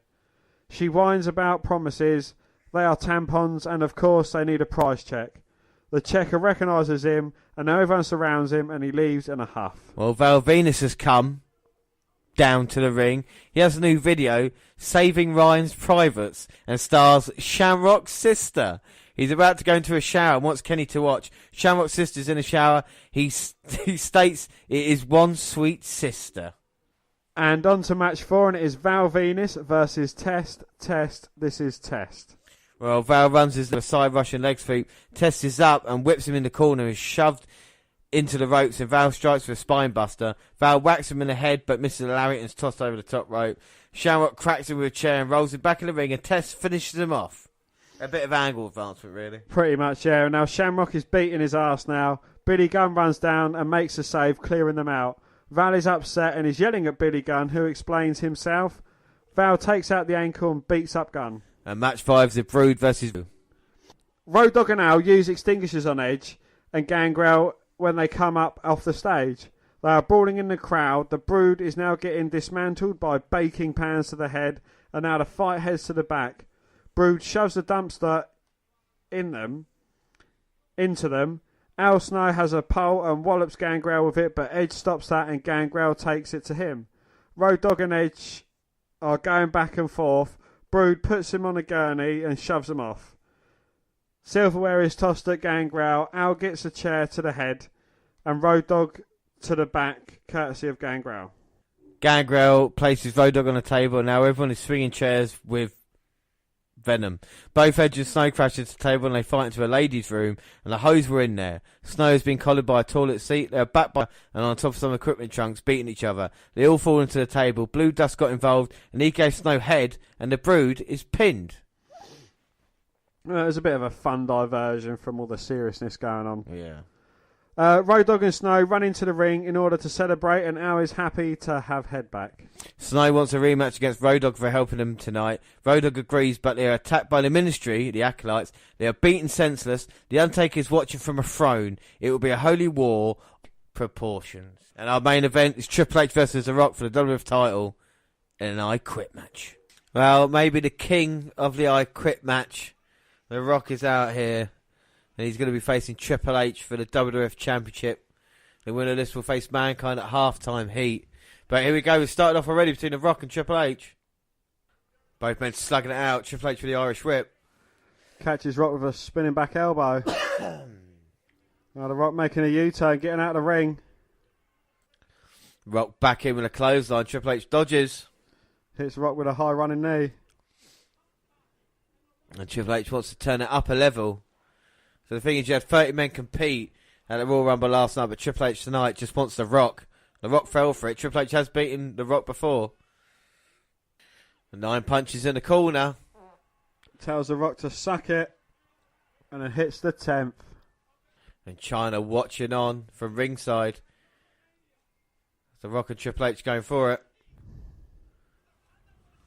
And The Rock thrown over the top there by Triple H, who's not slowing down. Now baseball slide takes The Rock down. So after 30 men put it all on the line to get a shot at The Rock at WrestleMania, or whoever the champion is going to be at WrestleMania, Triple H, even though he didn't win the Royal Rumble, he's got a shot at The Rock the following night. And now The Rock going up the entranceway. And Triple H following him. Well, I wonder if The Rock's got a pre-taped message of Triple H saying, I quit. So he might use that tonight to walk away with the WWF Championship. That would certainly be a very innovative way to retain his title. And now they're up on the stage. And The Rock getting better than Triple H at the moment. Sends him into the big staging area. So he went nearly 50 minutes in. And now The Rock looking at the crowd. And he's going to Irish whip Triple H. H reverses it, clotheslines The Rock down. Triple H saying say it. Rock saying he's going to kick his monkey ass. Ever defiant from The Rock. And now that head just going right back on the metal plating in the entranceway. How many chair shots to the head do you reckon Triple H has agreed upon with The No, Rock? exactly, yeah. Not as much punishment taken as yesterday, but still The Rock sent down the entranceway, and here he comes rolling, rocking and rolling all the way down. Well, he certainly is a rolling stone. And The Rock sent into the stairs there as well. And of course, Triple H has got his bodyguard ringside as well to oust any interference from the rest of the corporation during this match. We saw how tough Chyna was last night, eliminating Mark Henry for the Royal Rumble, but The Rock sends Triple H into the timekeeper's table. And that poor girl. That's a bloke with a beard. It is a bloke with a beard. And now The Rock's got the headset and the microphone. Oh my God, he didn't say he quits. He took Rock out of the announce table. Triple H yet to regain the championship, or yet to get the championship. I don't think Triple H does get a bigger fan reception as X-Pac, Road Dogg, or Billy Gunn, to be fair. Like, what we've seen, we've probably been in better matches like The Rock. The fans like him, don't get me wrong, but I think it's like missing as a kind of number one babyface for Triple H at the moment. But I'm sure, as his career goes on, he'll be able to garner some good fan response. Oh my God, The Rock just coned Triple H. But Triple H somehow fighting back. They're in the crowd now. Triple H getting some cable to choke out The Rock. And The Rock has been busted open. Might be internal bleeding. I'll definitely say internal bleeding as Triple H hangs The Rock with a bit of cable. But let's not forget they went 30 minutes yesterday, The Rock and Mankind. At least 55 minutes. Triple H asking The Rock to quit, otherwise he's going to choke him to death. And The Rock saying, "Go to hell, you piece of monkey." And he gets cut off again by right hand by Triple H. Triple H can walk out here champion for the very first time. Sends Rock into the steel stairs. Well, Michael Cole saying on announcing that they've taken their last commercial break, so they're going to be staying with this one to the bitter end. So it doesn't really matter what's going on with Nitro. You've got to stick with Raw at this moment in time. And I do like to say that not wearing an Enzo t-shirt is so fucking comfortable. And now Triple H's got the bell. And he's going to look to hammer The Rock, but no, shot to the mid. Oh, and The Rock drops Triple H with a DDT. Then he went for the cover. But now he's got the ring bell. Uh-oh. And now the ring bell on Triple H's face. And he's got the hammer. No, not the corporate elbow. With the hammer on the bell on Triple H's face. Somehow. Hashtag Mark Tardis. And now The Rock.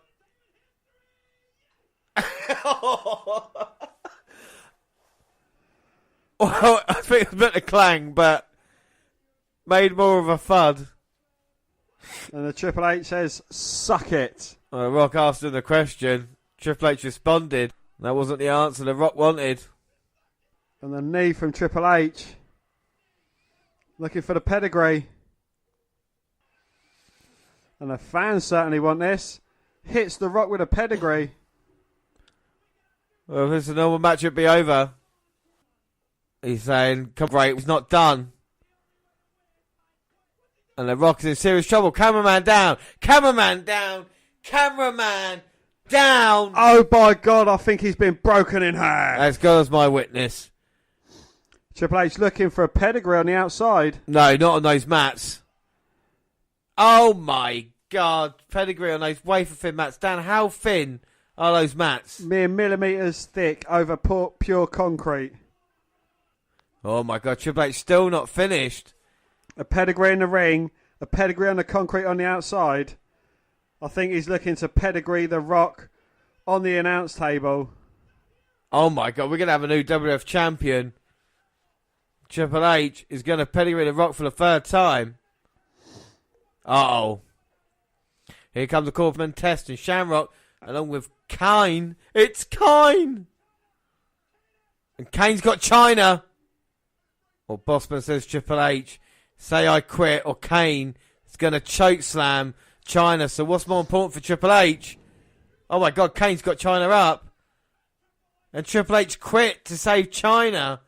He had a chance of becoming WWF champion. And now the corporation getting out of here. Well, Triple H, he had the title won. But to save China... Well, that's how important China is to Triple H. That he'd sacrifice being the champion over her well-being. And came back on the apron. And Triple H has issues with Kane. Well, he's got his problems with Kane now. He's telling him to bring it on. And he wants Kane to get it. Oh, China's not going to back down from Kane. And neither is Triple H. Oh! What? No! China just low blow Triple H. Why? He's just saved her. She's a member of DX. Pushes him away. And that's China turning back at Triple H. And the corporation beating them down. Oh my God, and here comes Mr. McMahon. Shane and the... Oh my God, Stooges. Triple H, gone. A huge choke slam from Kane to Triple H. And what the hell, China? A boss man taking out Triple H. And Shane giving China a hug. McMahon, no. China has sold out to the corporation. Well, I never. China. And fans are shocked by this. I'm shocked by it. Dan, what are your thoughts? I'm shocked by this as well. I mean, what are you thinking? Why, China? Why? That's it. Oh. Well, it's a brilliant told story, wasn't it? You know, we're to look at the match itself quickly between Triple H and The Rock. Not a bad match. Obviously, it didn't go to the extremes it did at the Rumble 99. But I quite like the finish of that. You know, Triple H looked like he was on top, hit the pedigree in the ring, one on the outside. The third one was going to be job done. And then the corporation coming out here and, you know, sacrificing his title opportunity. He's always wanted to be champion for China. And then China turning her back on Triple H. You got to think that maybe the showing at the Royal Rumble made China turn her head, or maybe it was just the money. But the man always gets his woman. The other thing I really like about it is that it's because it's China. She's a woman. She's turned her back, but that is as shocking as anything else, as any man would be turning or anything like that, joining the corporation. Does that mean that the end of DX is coming? That's another question we're going to be asking as we head into WrestleMania 15. But I think a great way to leave Monday Night Raw there. So on to episode 176 of WCW Monday Nitro on January the 25th, the same time as the Raw was. Well, ratings went up to a 5.0 off of a 5.3, 4.6 and a 5.1, while Raw fell a tad to around 5.45 off of a 5.7 and a 5.2. Yeah, so let's jump ship WCW and see how they can respond to that. 'Cause that was a great show from Raw. They show Thunder from last week, and Vincent wants to be called Vince from now on, and his fellow NWA brethren give him no props. Well, Hennig and Ray are plotting as they worry about the elite, not the elite that's going around nowadays, obviously. Ray tells the others that he is going to give them a piece of his mind. The others do not really care as they are living well. They argue back and forth. Well, Bret Hart is back tonight. Well, Flair and Bischoff selling WCW souvenirs for the fans tonight. Flair has Bischoff selling WCW souvenirs for the fans tonight. Flair wants him to show his hair, but Bischoff tells everyone to reach for his wallet and shut up. Bischoff calls the kids snot-nosed brats and he tosses a Sting mask. Flair orders him to go out and sell some goods in the arena, and Bischoff is quite displeased. Well, Ray declares that he will not drop the ball and he will handle Hogan. Horace warns him not to get worked up. They leave and Kurt whispers to Ray. And we go on to match 1, which is Al Green versus Disco Inferno. Al hammers him and clotheslines him to the floor. Disco fights back, but once inside in the ring is clotheslined again. Disco fires bucket and gets the crowd rolled up with strikes and a swinging net breaker. He snaps him over, goes up to the middle rope and dances for getting a 2. Al butterfly suplex him and Disco house slam. Disco retreat but lures him and finishes him off with a chart buster. It was basic comic relief. Pretty much, yeah. The Black and White get Ford Tauruses and the Elite get limos. Trust me, Tauruses suck balls. The Learjet arrives and the Elite look really cramped in too. Hogan and crew are happy with Vince. Kinda make fun of the Vince name. Ray rats them out and says that Vince was out of control and Hennig refused to wear the colours. They head over to the Ford and pull out Vince and Hennig gets his ass kicked. Hogan calls him nothing and the Elite leave giggling. Ray is still left behind and he's not happy being part of the B squad. Well, the NWO's arrived at the arena and they are giggling and talk about Nitro girls. They enter the suite, they give Ray another shirt and he claimed he's not wearing the colours because they tried to give Hennig his. They keep arguing. I don't know what the fuck that says. They keep pestering him about it. They make fun of... Haranguing. Yeah, I don't know what haranguing is. They keep pestering him about his dress. Well, Bigelow brings out a ladder and sets it up in the middle of the ring. He has the mic and the fans chant for Goldberg. He had one objective and that was to take out Goldberg. But there has been some static in the way and that is Scott Hall. Hall cannot get away with zapping Bam Bam, but he is dead wrong. Bigelow is truly hardcore and wrestled in bowling alleys. He has been hardcore and extreme and he proposes his word and he wants a ladder match to put this to rest and keeps on taunting him as the NWO look on and make fun of Bigelow. Well, Doug Dillinger is told by a fan that Bischoff is ripping her off. Eric is whining and claims because she has purple hair she cannot count. She is not happy. Doug makes him give her the money back and Bischoff calls it WCW's money and he's wasting it. Lawyers will look into it, etc. How president it is. Gene calls out Ric Flair and Gene calls him the new sheriff in town. He's fired up about being the Big D and live tonight. About being in the Big D and live tonight. This is the greatest wrestling program on earth. He talks about Hogan. To be the man, you have to beat the man. On Thunder, Hogan was sent a message about Horace. From now on, the Horsemen are kicking ass and taking names. He turns his attention and the fans boo. Flair takes off his jacket. Hart thinks he runs the show, coming and going when he wants. Hart will wrestle at the pay-per-view against an opponent of his choosing. And he is facing someone tonight, and Gene asks who it is. It's Booker T. Shivani already spoiled that. Nash will wrestle tonight and that's some sort of lumberjack match. Flair gets on his knees and he tells Hollywood to get his boots on, and he's wrestling the Horseman, and he needs to pick 2 partners. Flair is going to kick his ass. What about Goldberg? Well, they've kind of just pushed him out now. Well, Scott Dickinson is in the crowd looking sad. Aww. Well, up next, Scott Hall versus Bam Bam Bigelow in a ladder match here. Disco helps him carry out the ladder. Hall does his thing, and he and Disco were talking about the ladder match. Bam Bam came out, toothpick to the face. Each man started brawling in the early going, but Disco's distraction has let Scott Hall take control now. So much like an I Quit match being repeated, we see a repeated here between Scott Hall and Bam Bam Bigelow. So what is the goal then? To grab something? The taser above the ring, much like the I Quit match. I see. Some harm to Hall, but Hall reverses the Irish whip, sends Bam Bam into the ladder. Oh, and Hall runs the ladder straight into the midsection of Bam Bam, who no-sells it and then turns it around and just throws the ladder at Hall. Well, let's not forget Bam Bam Bigelow is extreme. Well, now Bam Bam's got Scott Hall in the apron, setting up that ladder. Oh!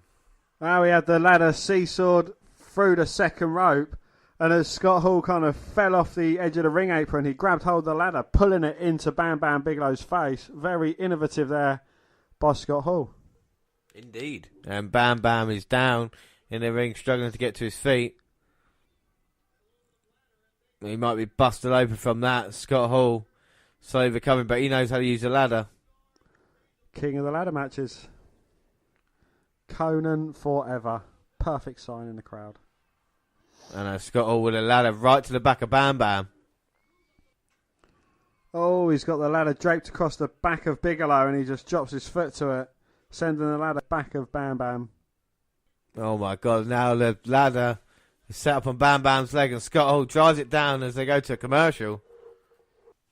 Back from commercial and it is Bam Bam in full control, setting the ladder up in the corner. Scott Hall looking a bit worse for wear as he gets Irish whipped into the ladder. Oh, Bam Bam looking for a big splash, but Scott Hall moves out of the way. Bigelow hits nothing but ladder. Scott Hall picks up Bam Bam, slams him down. Well, Scott Hall's got the ladder set up. He's perched up on the second rope. Is he going to ride the ladder down to Bigelow? Oh my God! And he came down right down on Bigelow. Scott might have hurt himself. Well, I think he's hurt Bam Bam a lot more. And Scott Hall up. Oh my God! He's up at the top of the ladder and Bam Bam just pulled him off. Oh, ladder up with Scott Hall on it and just draped. Oh, just pulled the ladder out and Scott Hall hung himself up on the top rope. And these are two big guys to be messing with ladders. Scott Hall, 6'7", Bigelow's probably about the same, weighs obviously a little bit more. Just a little bit. But Bam Bam could do really impressive things as he's going up the ladder now. Well, diving headbutt from about halfway up the ladder. Must have been about 8 foot in the air. At least 12 foot up. Hall dropping the leg between the legs of Bigelow. Hall's hit his balls and Bam Bam's in trouble. He's Bam Bam Bigelow's. And Scott's setting up the ladder. Bam Bam lots of Bigelow's now. He's going up to get the taser. Well, Hall kicks Bigelow down, but instead of going to get the taser, he chooses to drop the elbow onto Bigelow. Let's not forget we saw Bam Bam, Scott Hall and Goldberg going at it last week before it all got ruined by NWO interference. But at the moment, it's not been a bad match between Scott Hall and Bam Bam. Now Scott Hall going up to the top. Bam Bam. Oh my God, all the way up. Oh, belly to back slam there. All the way down. He's got his razor fucking elbow pads underneath. So you take away the outsiders and he's still razor underneath. Now, is it time, Bigelow? And now Bam Bam's going up. Oh, Jesus Christ. As Bigelow was perched just mere centimetres away from the taser, Scott Hall drop kicks the ladder. It buckles and Bam to the mats. Well, so it's Bam Bam back, the ladder tilted to the side. Like all three could just hit each other then. Well, it's pretty wonky, innit? And Scott Hall is going to look to try and set it up. Now Scott Hall's going to get the taser. He's just inches away. And Bam Bam, oh my goodness. Again, lifting the ladder up, toppling Scott Hall. Well, Bigelow used himself as a weapon. And now Bigelow going to go up. And he's going to get the taser. Fingertips on the taser. He's got got it. Oh. But he gets nutsed by Scott Hall as he was reaching for the taser. But Bigelow has got the taser. No, Scott Hall's got given a taser by Disco as well. Well, he's going to have a sword fight. Goldberg's just speared Disco and stepped on him as he was making his way through. And now both men got tasers and Goldberg doesn't care. Bang, spears the pair of them. Oh my God, Goldberg. What happens after the spear, Dan? Well, James, he grabs hold of a taser in each hand and he fries Scott Hall and Bam Bam. Oh, God, but Scott Norton's in. And Scott Norton, a shot from behind, saving Scott Hall and Bam Bam. Oh, and Scott Hall again to Goldberg. Why can't Scott Hall just take a beating without having to fight back? Just once. Goldberg looked great in that up until the end there. Yeah. What do you think of the match? I thought it was quite a good match. It was a very entertaining ladder match, to be fair. You know, a match that you wouldn't have thought would have been that good, but turns out, yeah, quite all right, actually. Yeah. A lot of it was just Bam Bam taking punishment. Yeah, Bam Bam's selling a lot, but I think he's quite a good worker, to be fair to Bam Bam, you know, especially someone his size. I think that's quite impressive. Well, Gene is in the back with Bret Hart, and Gene reminds us that Bret is wrestling at the pay-per-view and tonight in a non-title bout. Hart wonders what Flair's problem is, as he's never ducked anyone. Flair has a grudge against him, and Hart wonders who Booker T is and how dare he wrestle him. He is a loser and wants to ask, his word, him a question, and wants to know if Booker knows who he is getting in the ring with, and he will be torn apart. Bret Hart knows who he should have to face for the US belt because Booker should not be able to wrestle him. El Dandy gets a title shot. He has great skills and is a stand-up guy. Well, Gene buries him and calls him a cruiserweight, and Hart asks about hypnosis, and Gene insults by calling him his proper name, Psychosis. Bret brushes that off and declares him a high flyer. Gene calls him a cruiserweight. Bret mentions Dean Malenko and how he was going to give him a title shot, but Dean is nursing a hokey injury. Gene calls it serious and Bret scoffs. Gene brings up a lot of champions fight hurt, and Bret responds that he's fighting injured and has no problem beating Booker T. Flair has it out for him, and he states that he beat him right when it came to WCW and has done every other time. He yells at Gene to acknowledge that and says, damn right. It's a great interview, actually. Anyone else burying cruiserweights, I would have been pissed off, but I never said I was objective. Indeed, yes, and we go on to match 3, and it is Faces of Fear versus Fit Finlay and Dave Taylor. And Lumberjacks surround the ring to keep the NWO away because obviously NWO are really going to want to get involved in this match. But anyway, Fit and Barbarian are going back and forth. Meng is in and he's hammering Fit. Fit fights back and Dave Taylor's in and he scissors Meng over and they go back and forth with Meng getting the upper hand. He stomps on him and tags in Barbarian, who continues the punishment. Meng is in and Dave is getting dismantled. He tries to flip Meng over, but he is chopped in the throat. Well, flips a leg and pokes the eye, snaps him over and gets two after dropping a leg. Meng is pissed and drops him. Fit fights back with some chops. Dave is in and applies a face look, but Barbarian runs in and nails him. Meng slams him and both faces go up and strike with a flying headbutt. Hart is lurking on the apron. Barbarian finishes off Dave with a big powerbomb. It was quite long, but it was an okay match. Yeah, I've heard that before. Security's posted outside the Nitro girl's door. But it's not for the Nitro girls, it's for everyone else. And on to match 4, and it is Norman Smiley versus Saturn. Well, Norman Smiley is tossed down and exchanged hold until Saturn drops him on his head. Saturn has him in a headlock, but his back suplexed. He uppercuts Saturn a couple of times and teases the wiggle. Saturn gets pissed and runs him over a couple of times, and both duck blows until Norman catches him, and the power slam gets 2. He keeps him down with a chin lock as we head to commercial. Well, both men are down and Saturn is thrust into the corner and kicked in the arm and and then whipped into the other corner and slammed. The Smiley slam, which is a spinning body slam. He follows up with a double underhook slam. Norman goes for a knee but is rolled up and nearly pinned.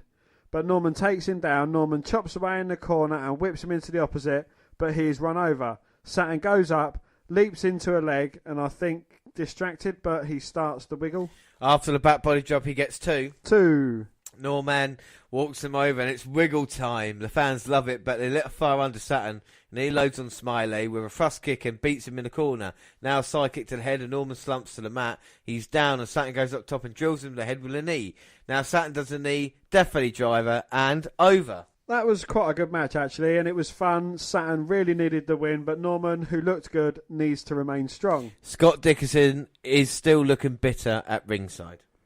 And Gene heads over to him. Dickinson calls the suspension bogus, and there was no due process. This is not a court of law, Gene declares. Well, Gene never said that when the NWO ran things. Dickinson is rambling and claims it was bogus, and then he leaves. Well, up next is Bret Hart versus Booker T, and we just watched the Royal Rumble with how, the roster on WWF, and now we go to WWC Booker T versus Bret Hart match. This should be a cracking match, shouldn't it, really? Most definitely, yeah. Not these two men haven't faced off in an official capacity yet, and now we're finally going to see it. And Bret, United States champion, after a bit of chain wrestling to begin with between the two, Bret has taken control now. Plants Booker with a DDT.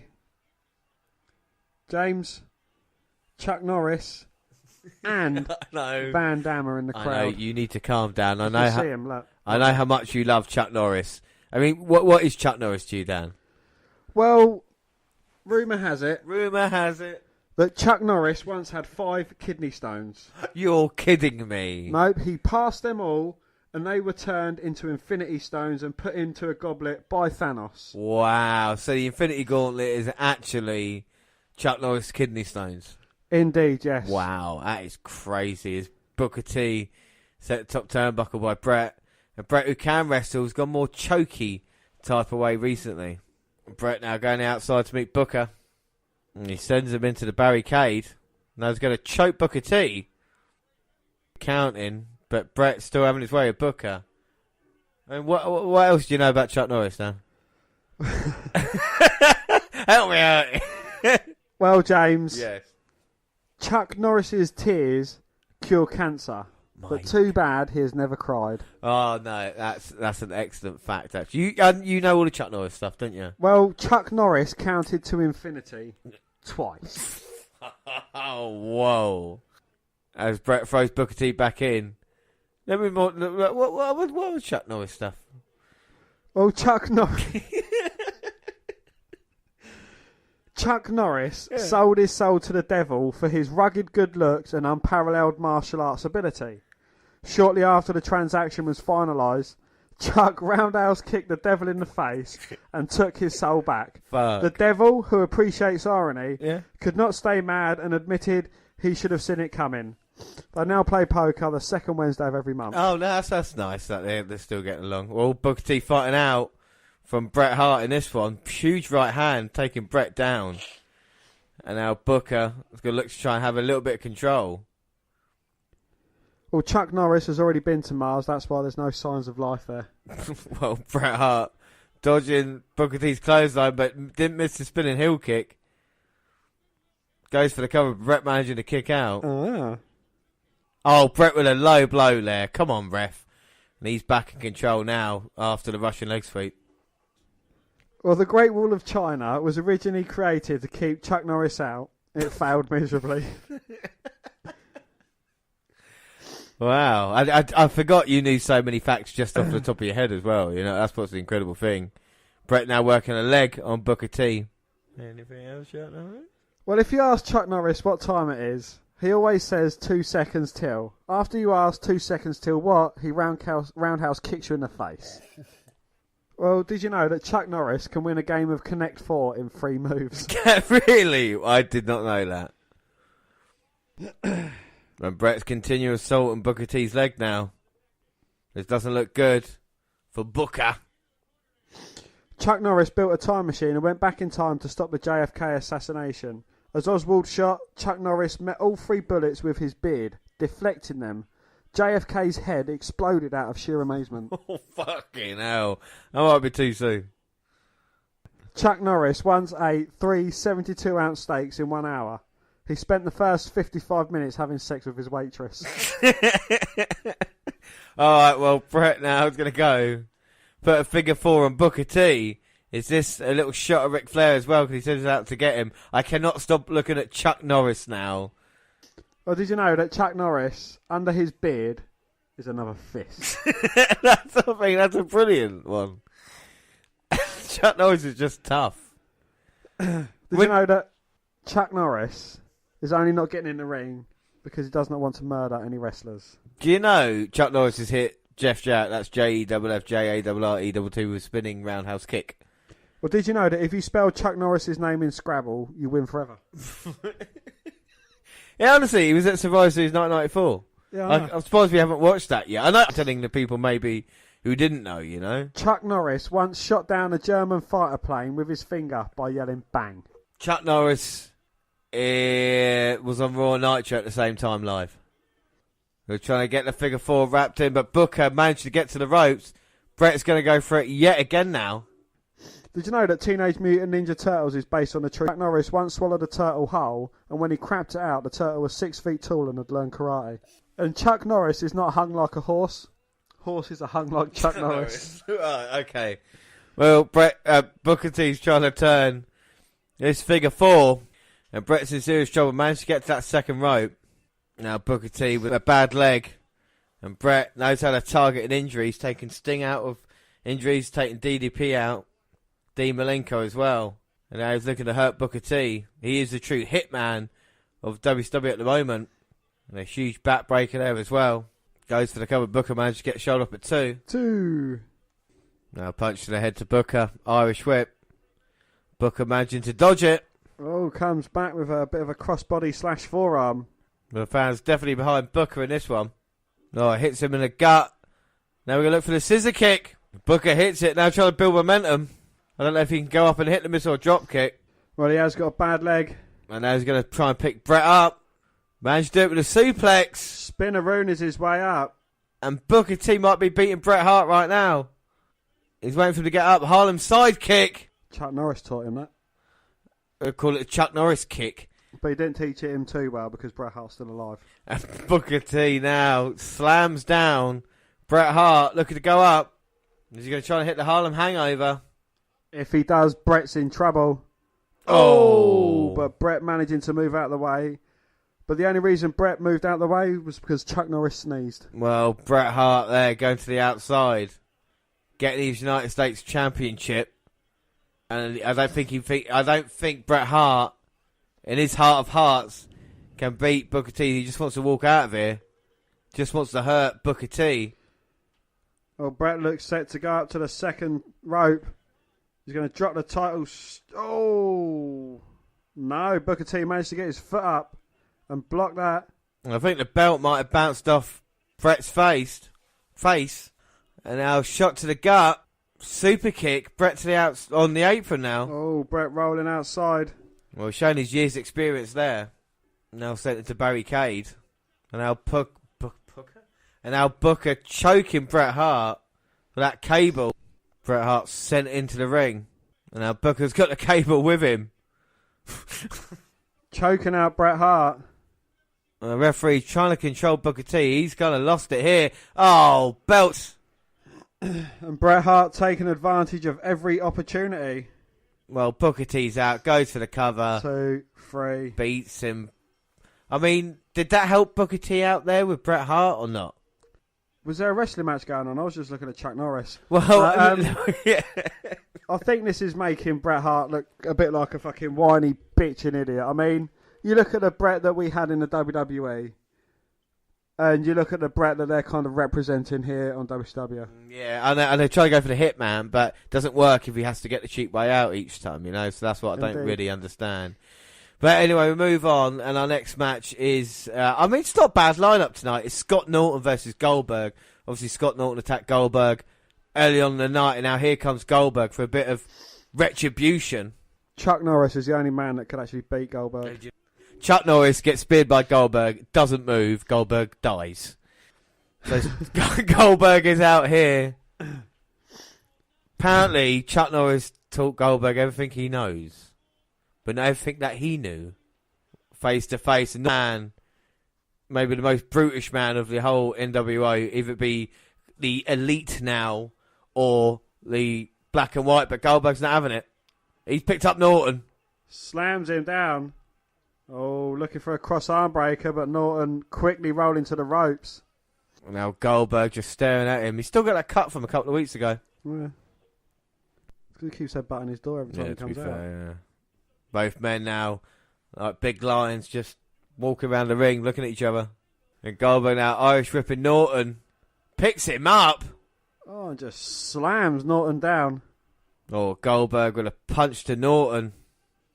Norton reverses though. Goldberg slams Goldberg down, who immediately gets up to his feet. Spinning heel kick sends Norton over the top rope. Was that impressive, or that was just Goldberg not selling? I don't know.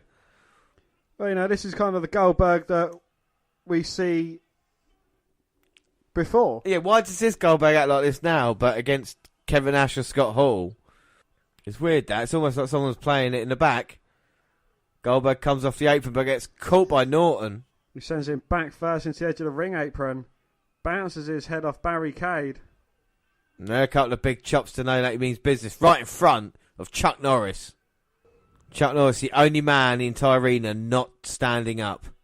Chuck Norris doesn't stand up. The world sits down. Indeed. And Norton's got Goldberg on his shoulders. This could be bad for Goldberg. Well, Norton's looking to have Goldberg as a spear and a ring post as a javelin catcher.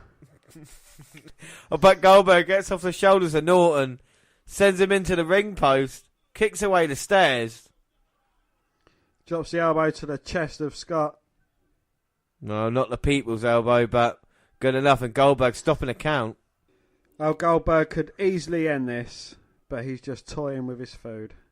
Goldberg Irish whips Norton into nothing. No, well, Goldberg is still green. This is the thing about him. He still probably doesn't know how to work properly yet, but he's to do that in WWE, and nor should he be. Him selling and then taking offense, it just needs to be the right people, not put him against, people like Scott Norton. Maybe, I don't know. A week ago, this man was world champion, and now he's going against Scott Norton. Well, he's been screwed out, hasn't he? No, not a week ago, a month ago. A month ago, Goldberg was world champion, and now he's going against Scott Norton. Times are tough for Goldberg here, but can he rise to be the number one guy again? As Norton picks Goldberg up and... But right now, would Goldberg want to go to the WWE knowing that they've got a character called Gilbert? I think if Goldberg went to Raw at this time, Austin Goldberg, there would be the biggest fucking match of all. The WWF's booking of it would be awesome, Yeah. Imagine McMahon bringing in, I'm going to build in someone that could beat Austin. It's Goldberg. But the way I'd do it is his first appearance would be Gilbert. Yeah. Making his entrance, and then as the smoke comes up, Goldberg's there and Gilbert's laying in a fucking heap on the floor. Yeah, that'd be cool. It's like, what the fuck? Yeah, they could have worked Goldberg, used properly in WWE. But then again, he did move in 2003, didn't he? And they didn't treat him properly back then. But I hope it would have been different. He debuted night after WrestleMania 19. Oh my God, Goldberg just come out the powerbomb. Here we go. Boom! Hits the spear. Right, good. He's hit the spear. What's next, Dan? Well, James, he jacks him up, hammers him down. Oh my God. 1, 2, 3. Oh my God, here comes the NWO B team. Brian Adams in the ring getting stopped by Goldberg. He gets kicked out. Stevie Ray looking to get him some. Nope. Oh my God, Horace Hogan speared. Chuck Norris is standing up. Well, Vincent is there as well. Oh my God, and look who's coming in the ring. Oh my God, Jean-Claude Van Damme. Chuck Norris is in the ring, Dan. Look how well Jean-Claude Van Damme looks. Indeed. I know. Oh, well, what are your thoughts about Chuck Norris being in the ring here? I mean, you're crying. Wipe away those tears. James, it's my two idols standing side by side. Well, what a moment for Dan here on the WNR podcast. I'm just glad that dreams do come true. It can happen to you here on Nitro. Nitro's been pretty good this week, I've got to admit. And we've still got more up next. It's the NWA Wolfpack versus the Four Horsemen. Well, the main event is really slow at the moment. Nash, Hogan and Mongo cannot wrestle worth a damn. Benoit and Flair going up against Scott Steiner, Hogan and Nash. And they're kind of dominating Chris Benoit at this moment in time. God, I'm falling asleep during this main event. I really am. It is absolutely fucking awful. I mean, you've got the likes of Mongo, you've got Nash, you've got Hogan, you've got Steiner. I mean, just versus Flair match probably would have been better. Yeah, I mean, you talk about everything wrong with WCW or what helped it decline in the factors. I think all you need really is Eric Bischoff as a tag team partner to kind of sum up everything. The only kind of bit of talent, the only young guy there being Chris Benoit. You've got Mongo, who's got no talent at all. Scott Steiner's got a kind of good look, but he's not any good as a worker. Kevin Nash has caused all these problems behind the scenes, along with Hulk Hogan as well. And Ric Flair, I'm not going to say, it doesn't get, Flair and Hogan are feuding now. Dan, in a year's time, they'll be having another match on pay-per-view in WCW. So, and that's 94, 95, 96, 97, 98, 99, 2000. It's too long for these guys to be on top, and it just doesn't Flair work. go against Hogan in WWE as well? Hogan faces Flair in WWE. They would even face off against each other in TNA in 2007. So it was always a kind of thing, or 2009, whenever it was, when they meet up.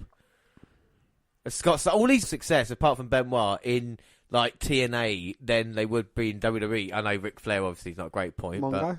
but Mongo did just nothing. He's famous for Deborah, and we saw what Deborah's assets were on Monday Night Raw when she won the tag team titles with Jeff Jarrett. So, indeed, Mongo brought her to WCW, and she found Jeff Jarrett, and they kind of made a storyline about it, and she left him for him.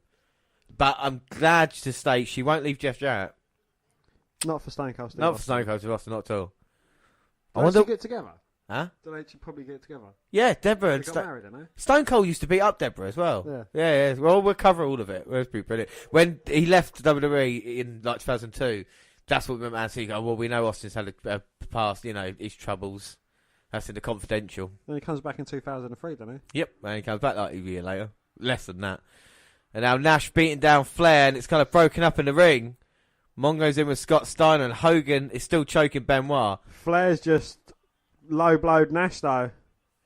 That's what made to equalise the big man. But this is the thing, Benoit is never going to get past anybody else in WCW in this way. They're not going to book him that way. No. He's going to think to himself, right, I'm not above any of these other guys. I'm on the same level as Mongo. Whereas we go over to WWE and what he was treated like when he went over as kind of main go over as eventer. part of the Radicals. Went over as Radicals, but he was feuding with people like Triple H and The Rock. And then Kurt Angle, his kind of first year. Yeah. Miles up from what, even though he's in the matches, but he's been beaten up the majority of the match. He's the guy. He's the X-Puck in their eyes. Do you know what I mean? That kind of guy. Whereas they thought of themselves, Jericho and Eddie Guerrero and everybody else thought they were better. But I'm moaning about what I want to see. It's the elite, the NWO Wolfpack versus the Horsemen. This is a match that we wanted to see. And they are giving it to us, so credit for them for that. But it is absolutely awful. Oh, it's terrible, yeah. It's Hogan should not be working on Nitros in 1999, let alone in 2002. Because that's the thing, everybody says, 99, Hogan should be working. He went over 2002 WWE, and Vince still gave him the fucking World Championship. So don't tell me that Hogan is a fantastic business negotiator. He even fucking got to beat Randy Orton at SummerSlam because of working behind the scenes, and Shawn Michaels. Hogan is a genius. Is that the match where Shawn Michaels completely oversells absolutely everything because he just didn't want to work with him? Yeah, fucking all over the place like that. Randy Orton should have beaten him as well. Hogan has done that his entire career. The people that has put over, he's made sure he's got the job back. He brought Ultimate Warrior back for that reason, didn't he, in 98? Hogan going to suplex Benoit. Kevin Nash comes back, has a few matches with Triple H. I think he has a sledgehammer match or something like that, doesn't he? Yeah, even after his fucking... Well, they reformed the NWO. Nash got injured. Scott Hall was out drunk, so they just basically disbanded that. Nash still came back, feuded with Triple H over the world title in 2003, which is god-awful. Doesn't Steiner go against Triple H as well? Scott Steiner in Royal Rumble 2003. And then doesn't Flair go against Triple H as well? Ric Flair, yeah, and then Ric Flair calls so teams all up. of these guys, apart from Mongo, go on to face Triple H in WWE. Excellent point, actually, yeah. Yeah, they all do, yeah. And they all have great matches with Shawn Michaels as well, apart from Scott Steiner. Yeah. My God, and he's so so he had the superstar power there, but they're just not using it right. I mean, I'm not saying Kevin Nash should have been a main eventer, maybe at this time more than he was in 2003, but I think a lot of people, it was a novelty of seeing these people in WWE. If they had used it right in the Alliance, just imagine if the Alliance, they had waited like a year or something like that, and had Kevin Nash, Scott Steiner, Hogan, and people like involved in that. Wouldn't it have been a much bigger story as well, wouldn't it, It would have been, yeah. And but then again, sending WWE wrestlers over to WCW to kind of win the invasion angle for them, I don't think that would have worked out because, no one would have ever... Hogan would never have let anyone put him out, Yeah, to be fair, Hogan, yeah. And the same for Kevin Nash as well. I mean, imagine the politics of that, you know what I mean? The backstage of and this is what it did when they did come over as well. It did rock the boat. Austin walked away. Part of the reason was because of what was going on there. The Rock went to Hollywood as well. So, they lost two of their guys who were staples throughout the Attitude Era and then gained the NWO who were big back in 1996. It's kind of weird how it worked out. And like I say, WWE is more like Nitro nowadays than it is Raw. Yeah. Without a doubt. Even these kind of main events setting up. Like, I can't even tell if the screen is actually frozen or if Scott Steiner is just applying that submission hold. I'm still not sure. He hit the overhead suplex. Belly-to-belly overhead suplex from Steiner. I mean, Steiner could have been a very good worker. Yeah, with the Steiners and everything like that, but he decided instead to just keep putting on muscle mass, and with that, the kind of temper he had turned him into just a massive arsehole. So, yeah, Scott Steiner, his matches with Test in 2003 as well. Afterwards with Stacey Keibler, they were god awful. Like They let him get away with a lot of stuff in WCW. Did Scott Steiner? They treated him like a main eventer.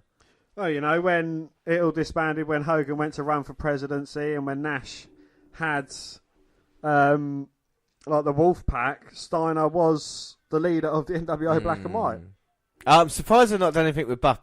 He's just been Scott Steiner's lackey. There's a storyline in that, isn't there? Them breaking up. And what happened to Rick and Scott? That kind of just got forgotten about in the end, didn't it? They finally got a match, but didn't. And then that was it. The tag team titles have just never been seen again. Well, Rick and Judy Bagwell, I think. They still holding the titles? I think they're still... Oh, well, there's a tournament underway for the new tag team champions, but I'm going to class them as that until we get done and dusted. So what is more ridiculous? Nicholas or Judy being a tag team champion? I think Judy being champion, because at the time they could have had a serious tag team division. They didn't.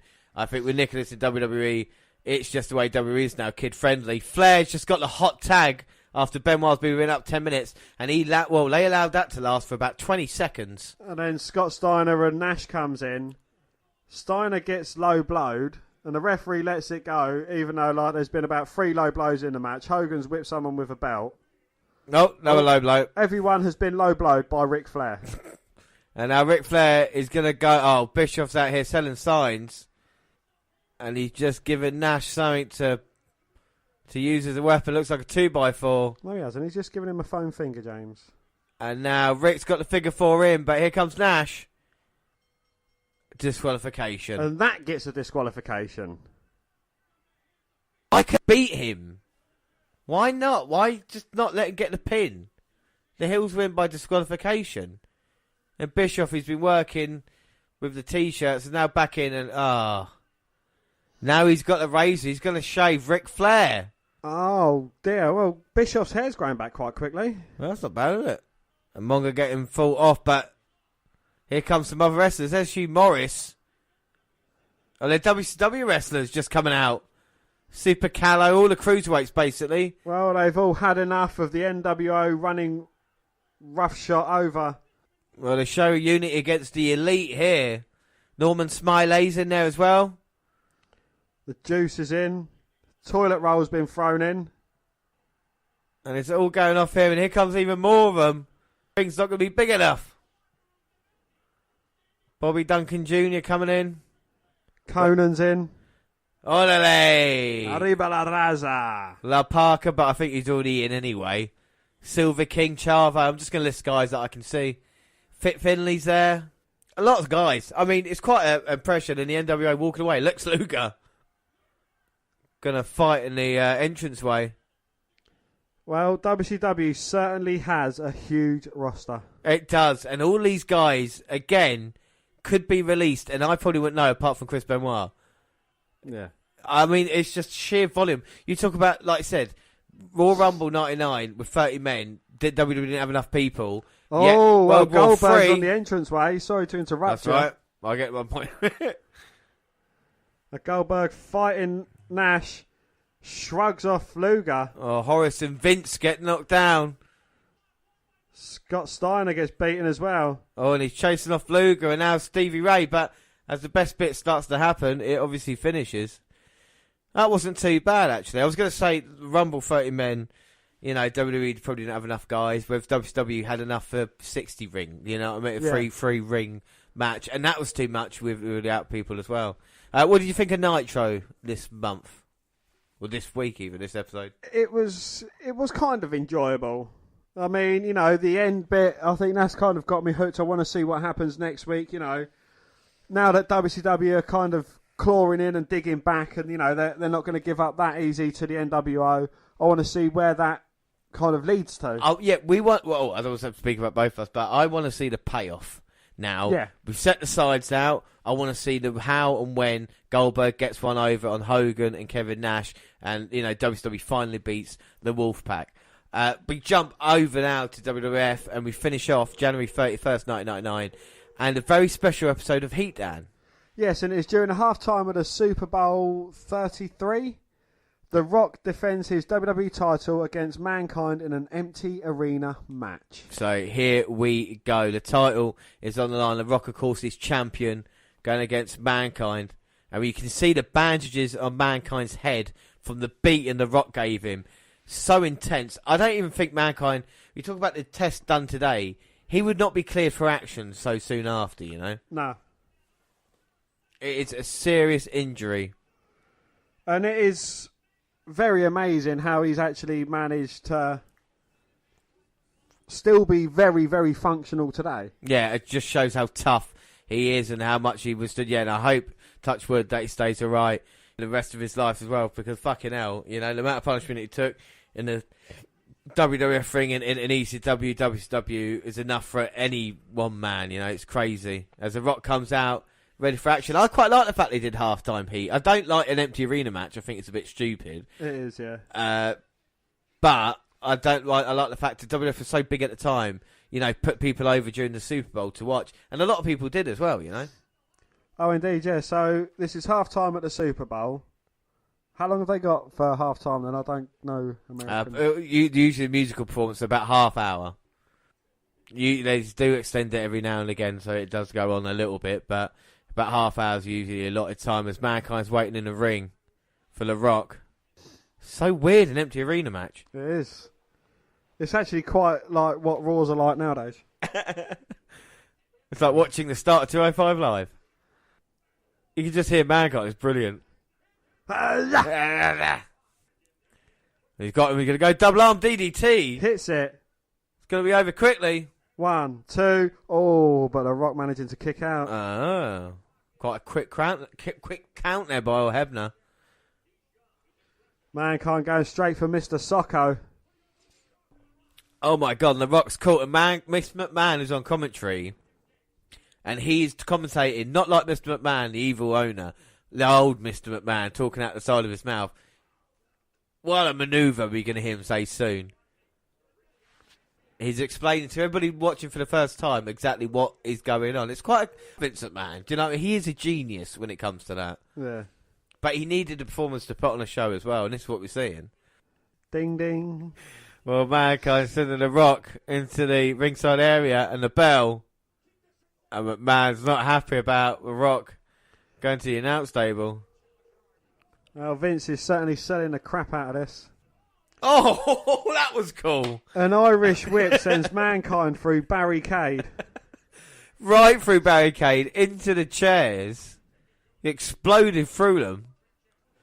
The young, aggressive, handsome, intellectual Rock. I like the fact Vince is not being biased at all when it comes to this. No, Falls count anywhere, going for the cover, but only at 1. And The Rock sending Mankind over chairs, and they're all just going down in a domino-like fashion. Rock, I mean, just think about, like, you know, this man bludgeoned him, left him unconscious in front of his wife and kids, and then they have another match a week later. You know, it's mental, isn't it? Yeah. Mankind must love what he's doing. Well, Mankind, of course, took the $100,000 from The Rock, and I think he deserves it as a bonus. Oh, and The Rock hitting Mankind with a chair. Well, the other chairs were placed on him, and he's just whacking them down. That's the way you should look at Shawn Michaels and Bret Hart and Hulk Hogan.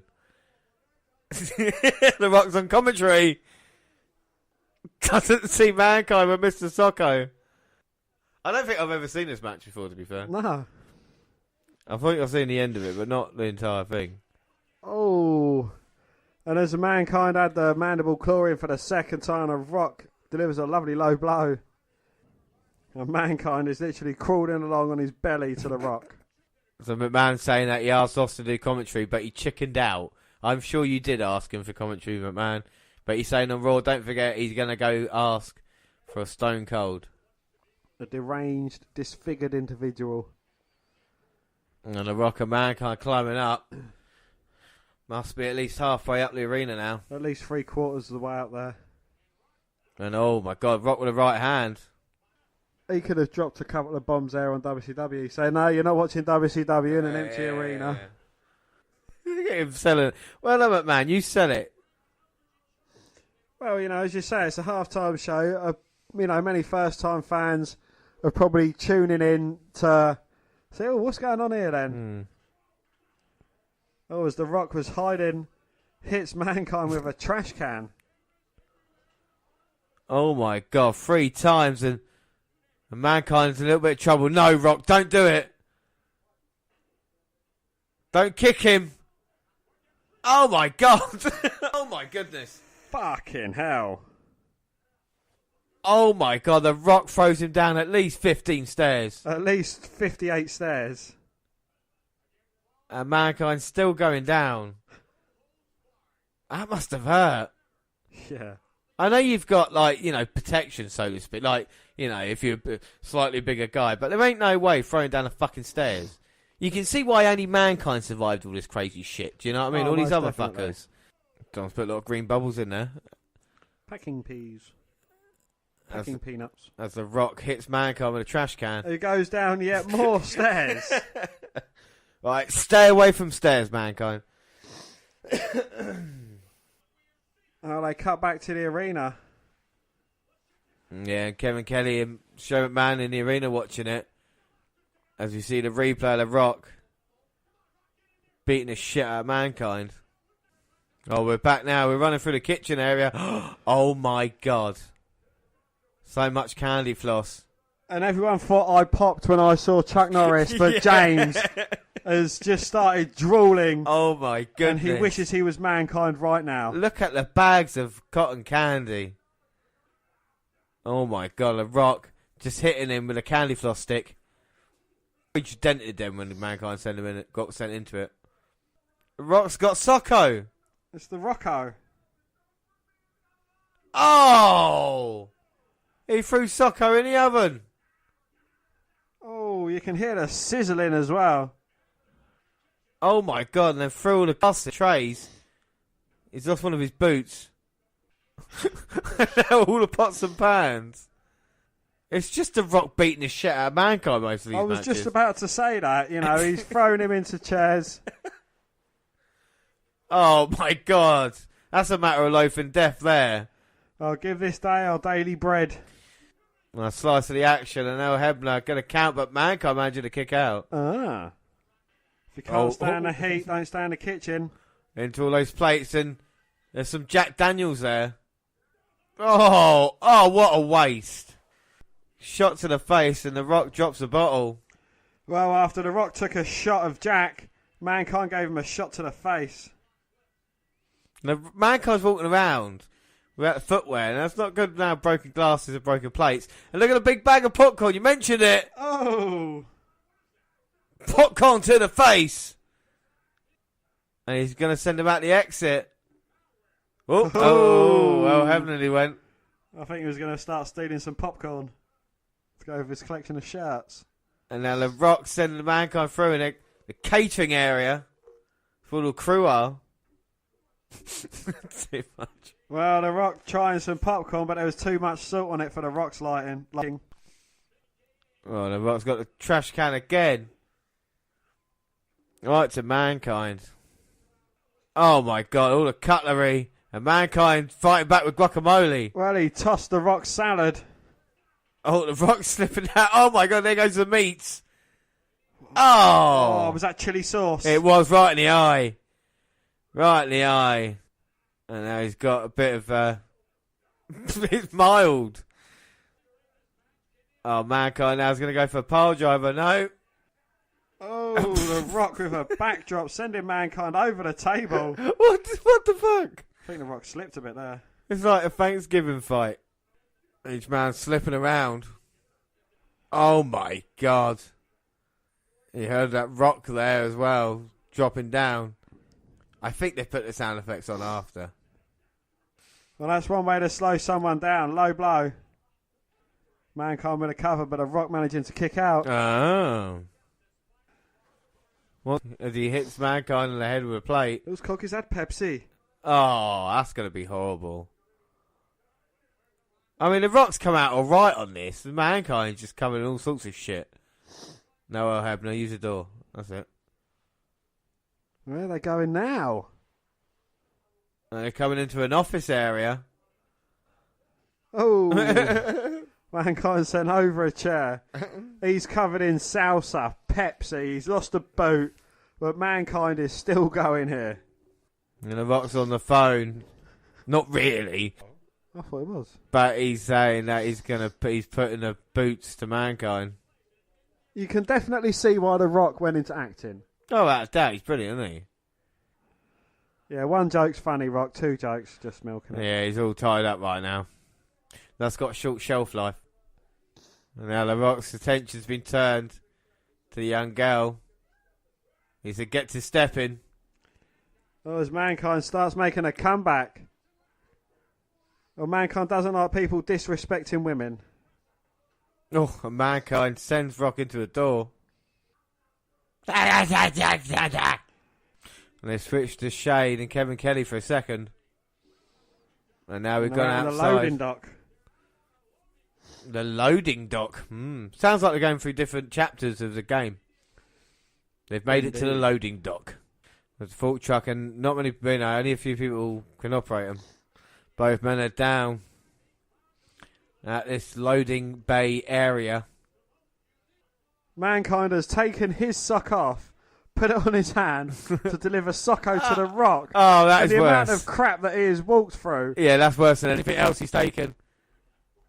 And Mankind now has put The Rock down on the floor. Rock might be passing out. And The Rock is out. Mankind looking up. And what's Mankind doing? He's putting The Rock right underneath that fork truck. Can you get out, please? That's nice by Mankind, isn't it? He's so polite. He really is. Now he's going to drive a fork truck. The keys are in there. And he's going to drop the load. We've got POV of The Rock. Well, The Rock caught underneath. And Mankind's pinning him 2, 3. We've got a new WWF champion, Mankind. Oh my God. How the hell? I thought The Rock was going to be alright, but no, Mankind's trapped him underneath. He's a champion. Dan, what are your thoughts? Absolutely love that match. That was absolutely fucking brilliant. And why they don't do more stuff like that nowadays, it is completely beyond me. I know they was planning on doing one. Yeah. I mean, a lot of that stuff, like boiler room brawls, stuff like that can work quite well, can't it? When used right. Yeah. Even like the Hardy compound and stuff like this. But they seem to steer away from for stuff like that. And I thought it was really enjoyable. The only thing I didn't like is the kind of POV of The Rock looking up at the cameras involved there. But obviously, I understand you can't actually put something on The Rock in that position like that. No. So, But anyway, I thought it was really, really good. WWF just jumping, it's just getting bigger and better each month. Isn't it? And, imagine not being a wrestling fan. It's half time. And, let's have a quick flick through channels. Because I know what you're like when there's adverts on. And so I know you wouldn't be entertained by the half-time show. So, hey, what's this then? Yeah. And then you see two blokes fucking beating the shit out of each other. You're like, fuck me, I'm going to watch that Monday. Exactly, I definitely would be. Without a doubt, and it's interesting as we leave it there. We're back in February. We've got WCW Super Brawl WCW Super Brawl to look forward to, as we always do. But WWF wise, we're on the road to WrestleMania 15 now. But it's just been great. I enjoyed Rumble 99, even though it wasn't the greatest, and even Nitro and Raw afterwards, because the storyline keep going, doesn't it? I think it's really, really good. It does, yeah, and it continues to evolve. And what's going to happen on Raw now that Mankind's champion? And China's gone to the corporation. China's gone to the corporation. I definitely want to find out what her motives were in that. And we've got so many questions to answer, and we're back in February to do that. Our next episode will be the WNR199, which will be what? The WWE Network Review for January. But until then, don't forget you can follow us on Twitter at WWE Network Review or at Vince McMahon, WWE. I'm at J_Roland. Across all the Google platforms, WWE Network Review on Google+. Send us an email, WNRpodcast@gmail.com. We're on Facebook. Yes, Facebook. You come and find our page and give us a like with a WWE Network Review podcast, or you come and find me and add me as a friend. I am Vince McMahon. Our YouTube channel, WWE Network Review. Got clips on there and podcasts at the same time on YouTube. We do other places like SoundCloud. On your phone. We're also on Spreaker Radio. We've got live shows, Stitcher Radio and iTunes, where you can download, subscribe, rate and review there. But that is it. Thanks for listening, everybody. I have been James Rowlands, and as always I was joined by Dan, the Prediction King White. It won't ever get old. Thanks for listening, everybody, and bye. Bye.